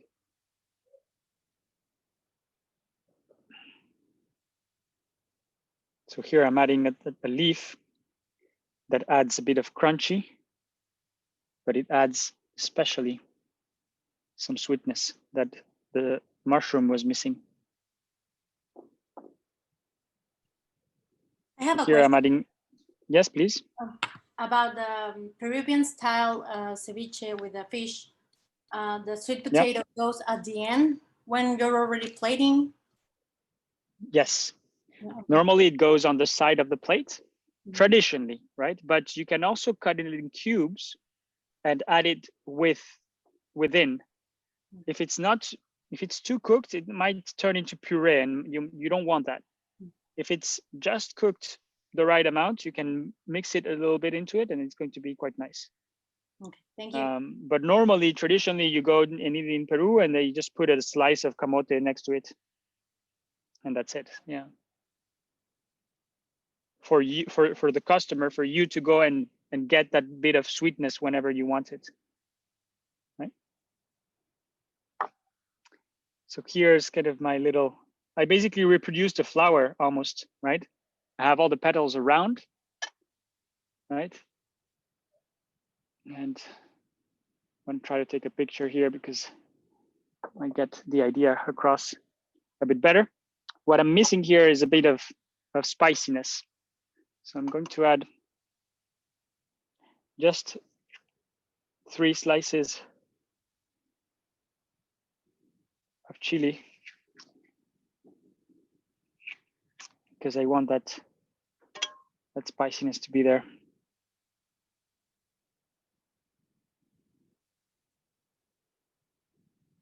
Right, here I added 3. There's also the symmetry, right? There's 6 petals. So I add 3 of this, right? Here's my second vegan ceviche, mushroom ceviche. Okay. All right, I'm gonna take a nice picture of this and share it with y'all later. And now comes the time for the star of the night, this little beautiful bar, sea bass. And so I'm gonna add it, I'm gonna put it here. So actually, a bit hesitant. I'm actually going to plate it, not in this colorful plate. I'm gonna plate it because I want it to be a celebration of that tiger's milk. I want it to be eaten with a spoon. So I'm not gonna use a flat plate. I'm gonna use a soup plate here.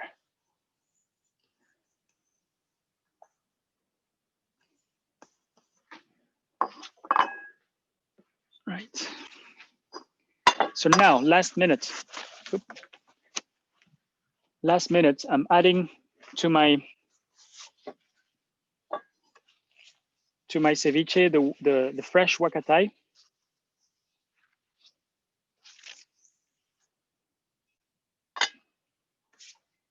Right. I'll cut my fresh huacatay.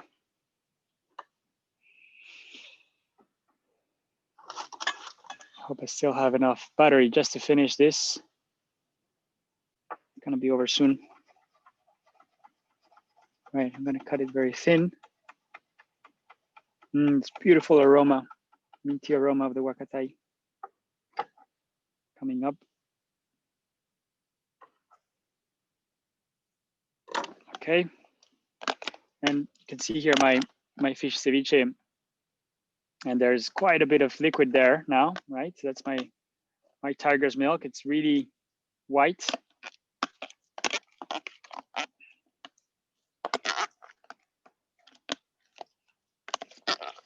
Right, again, I'm gonna taste it.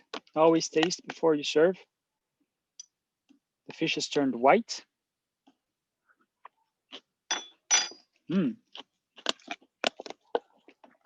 Perfect.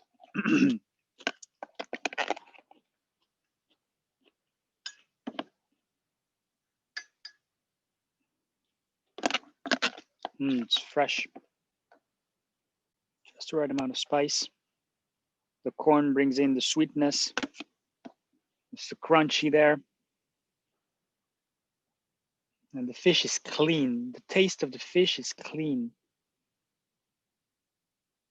Right, so normally this would be it, right? Like I'm making a very fancy presentation here, just adding like tiny bit, like tasting menu portion or kind of mindful portion.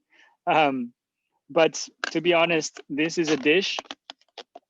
It's a popular dish, right? It's not a fine dining dish. This is something that to be remembered. And so it doesn't need too much artifice. It doesn't need some, I'm just here showing you kind of a fine dining presentation, right?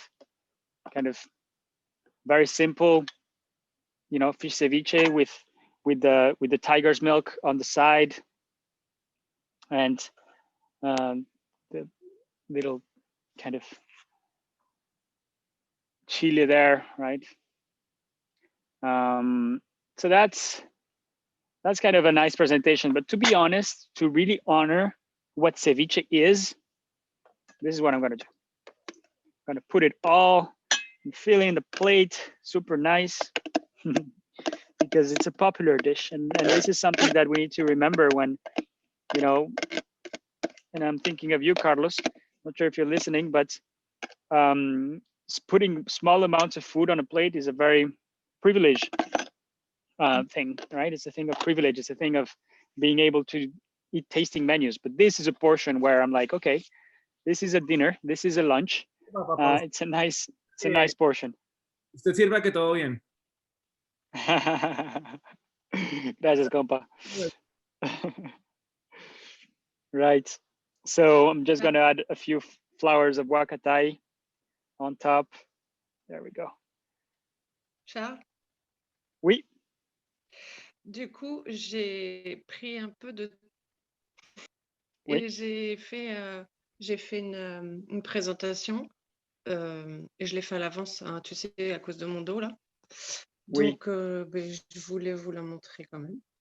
Ah, si super, merci. Attends, je vais expliquer. Essayer. Attends. So, oui, vas-y.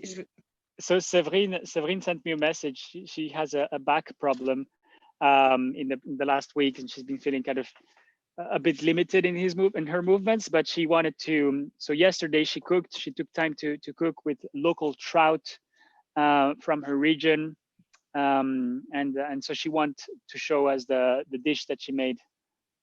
Vas-y, Séverine. Voilà. Je sais pas si tu vois. Vous voyez? Non? Oui. Oui, tu vois? Mm. Donc, et j'ai fait, tu vois, la peau du poisson, je l'ai fait sécher entre deux plaques. C'est la truite Fario des Pyrénées, avec des cassis, des petits pois frais, et puis j'avais gardé, nous on dit le petit lait, hein, en fait.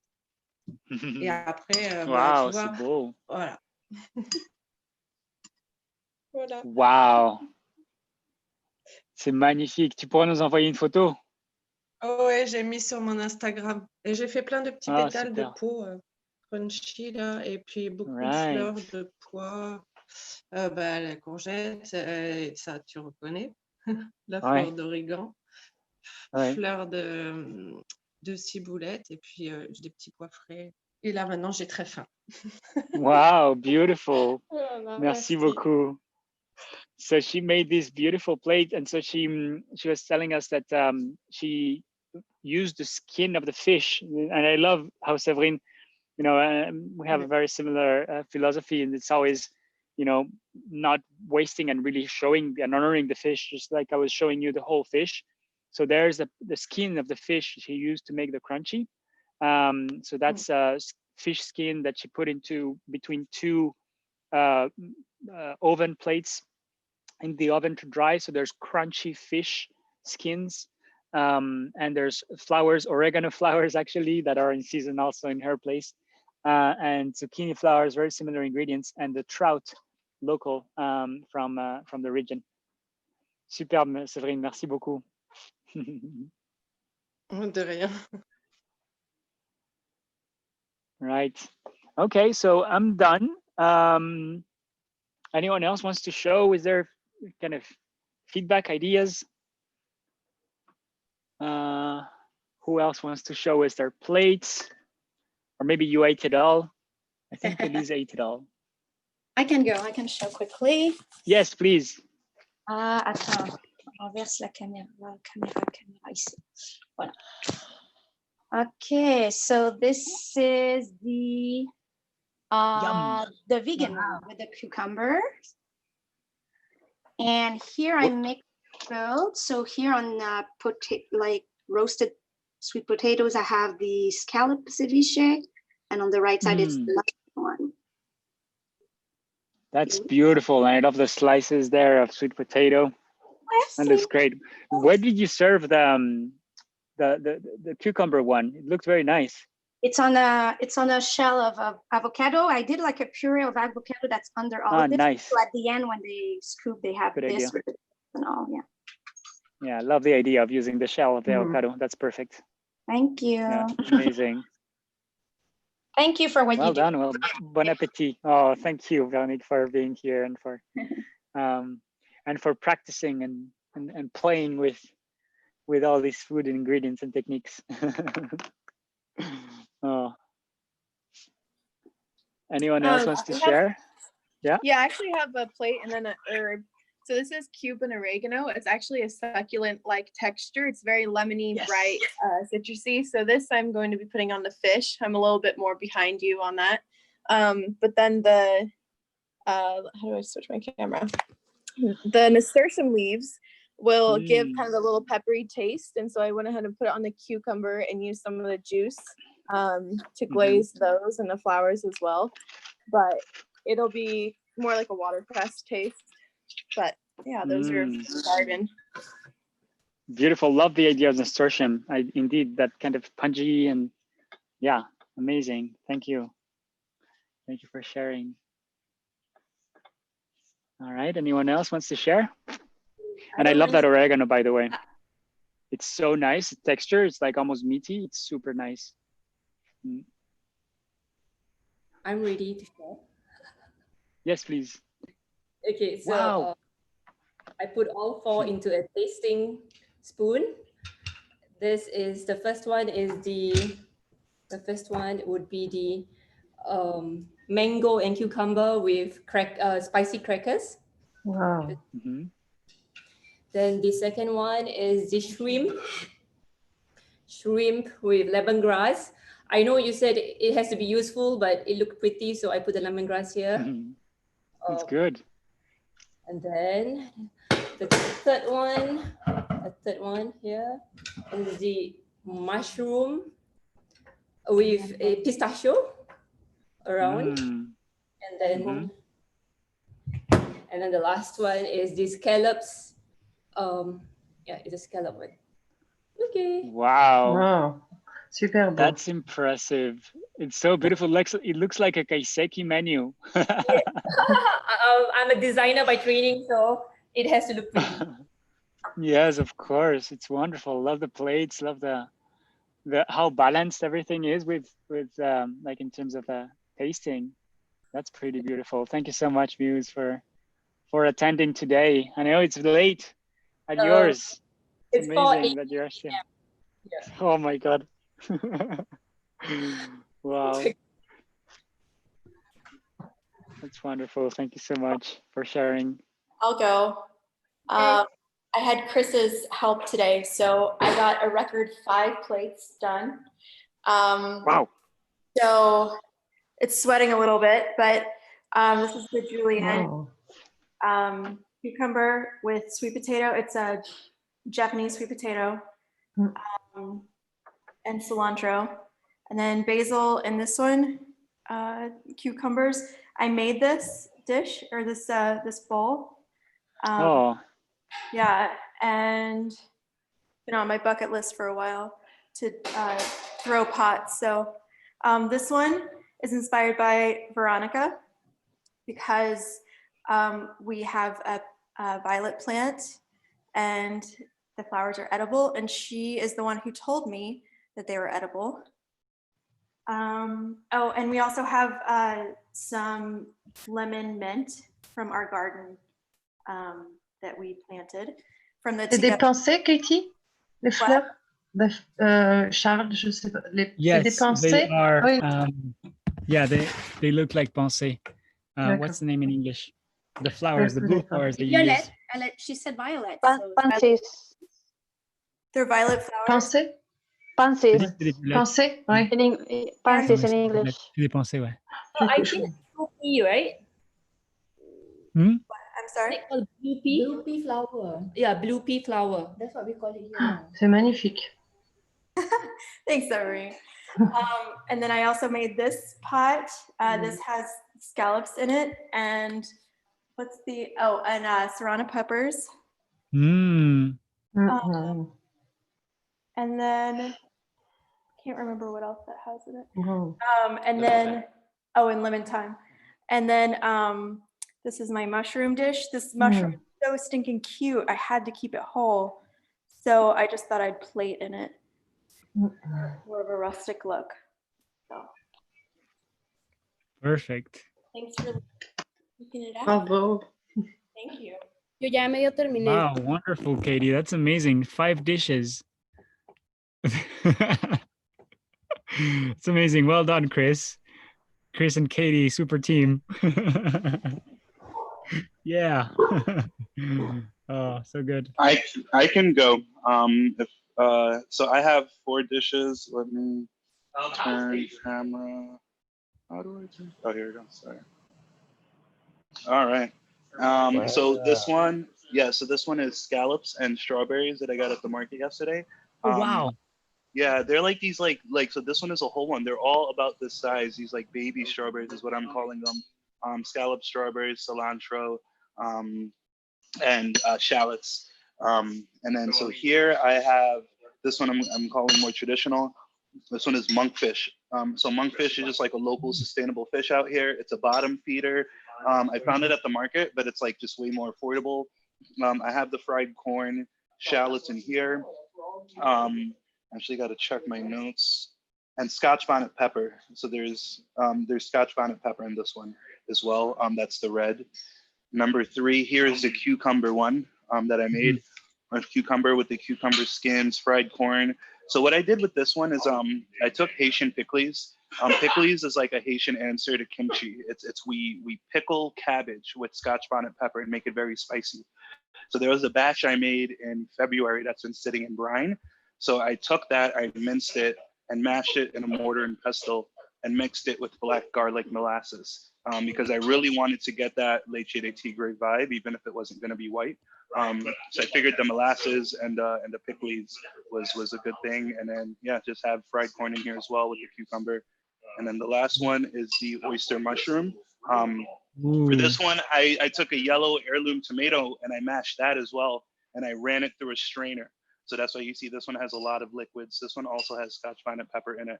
But it's the oyster mushrooms that I took and which are kind of softening up now. That must be nice and umami, huh? Right? This one's really good. And then some plantains. I did plantains and sweet potato chips, which I overcooked a little bit. But oh yes, I figured, that's that's what you want, right? To have the crunchy thing that you either break into the ceviche or you eat at the same time. That's perfect. Yeah. Well So done, Steve. Thank you. Bravo. I've been sweating the whole time though for the past 4 hours.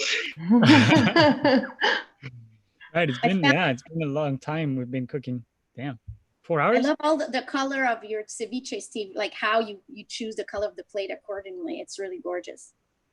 Oh, thank you. I was actually feeling self-conscious because I'm kind of in a time of transition, so my plates are all out of whack, and all I did was wipe them, and so it was kind of random. But I'm happy to hear that. So maybe I'll make it $1 million affair in all these different plates. It's amazing. So we've officially beaten all the records. Like this has been 4 hours that we're together almost. That's the longest cooking class. The longest cooking class we've done so far. And we have food to feed many people. And I love all the different kind of creations that have come from having the same kind of template, but it's amazing to see. Anyone else wants to share? And a hashtag. Daria is asking, just a second, about the hashtag to post this. Do we have a hashtag? Hashtag live cooking class? Or do we want to, I mean, I don't know. Yeah, you should use that hashtag. That's actually how I found you on Instagram. I searched hashtag live cooking class. Really? Yeah, Amazing. That's how I got connected. So. All right, let's keep that then. So hashtag live cooking class. Thanks, Reed. Hi. Tag Charles too. Dale, Tatiana, ¿cómo te llamas? No me acuerdo. Octavio. Octavio. Hola. I would like to share what we did today. I had to use my headlamp. It's kind of beautiful. We use local corn, local red potato, which turn into like a purple potato. It's very beautiful. White arracacha, not the one we showed you before. That was a harvest from the last month. We used a delicious mero. I don't know the name of the mero. Mm-hmm. And it's absolutely tasty. Nice. Gracias, Octavio y Tatiana. I've been testing la leche de tigre all the time. Yeah, it's the best, huh? Es lo máximo eso. Muchísimas gracias. Qué chévere. Manden foto y taguen la live cooking class con eso y me taguen a mí, con eso yo lo reposteo. Claro que sí. Va para allá. Bueno. Super.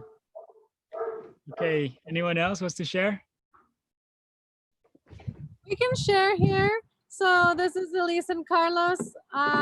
We are very blessed to have access to a home at the beach in North Carolina, which is where we are now, where we got some fresh shrimp, fresh fish, Carlos, and wine, of course. Why do you always bring that up?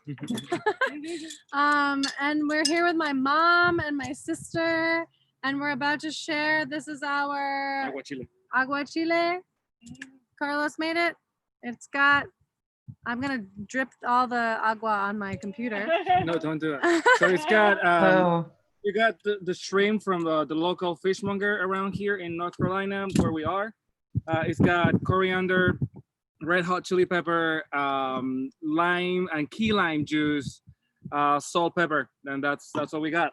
And everyone invited to this home. We have access. We've got this beach, like right over there. Wow. And another beach on the other side. So come. Can you show the beach again? Oh yeah. You're about to make yourself a friend that you can't get rid of. I don't want to get rid of any friends. More friends. And my family. My sister's here. Where? My mom. Nice. Hello. We're feeding everyone now. That's a great place.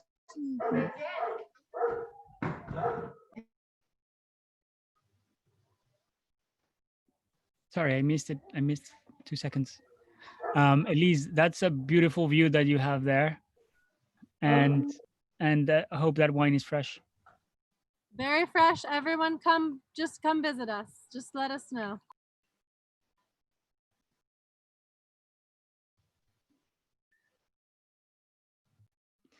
All right. It's 10:30 p.m. here, and my family is a bit hungry, so I'm gonna go and enjoy with family. Does anyone want to share? Maybe let's do a last one. Steph, I think you want to maybe share? I was going to share my screen. Go ahead. If you can see, these are the three. Wow. I'm just shifting my laptop here. So these are the prawn and scallop served in the scallop shell with the tequila lime marinade. This is the beetroot, kohlrabi, and fennel salad. I also did some crisps made out of the kohlrabi leaves and the peels of the beetroot. So those are to add some crunch over there. And the watermelon with basil oil and basil flowers. Wow, that's a great idea. The watermelon basil. Mm. Yeah. Beautiful. And Thank you so lime. much, Liv. Thank you. All right. Well, make sure you take nice pictures of all this and that you post them. I'm going to post the recording tomorrow because, oh no, we're live, so we're not recording. So the link of the live, and then I'm going to post also a folder so you all kind of can put the photos there and we can all have eventually kind of to remember what everyone created. But yeah, it's been a memorable one. We've been on for 4 hours now. And thank you so much for those of you who are staying up late, who are dedicating such generous amounts of time to being kind of here cooking all over the world, the same narratives, the same ingredients, and sharing. I'm always so grateful for this space that we have created. And thank you all. Thank you. Thank you, Bye. Mary. Thanks so Ciao. much. Ciao, ciao. Thank you, Charles. You feed your Gracias. family. Charles. Thank you. Bye. Bye. Bye.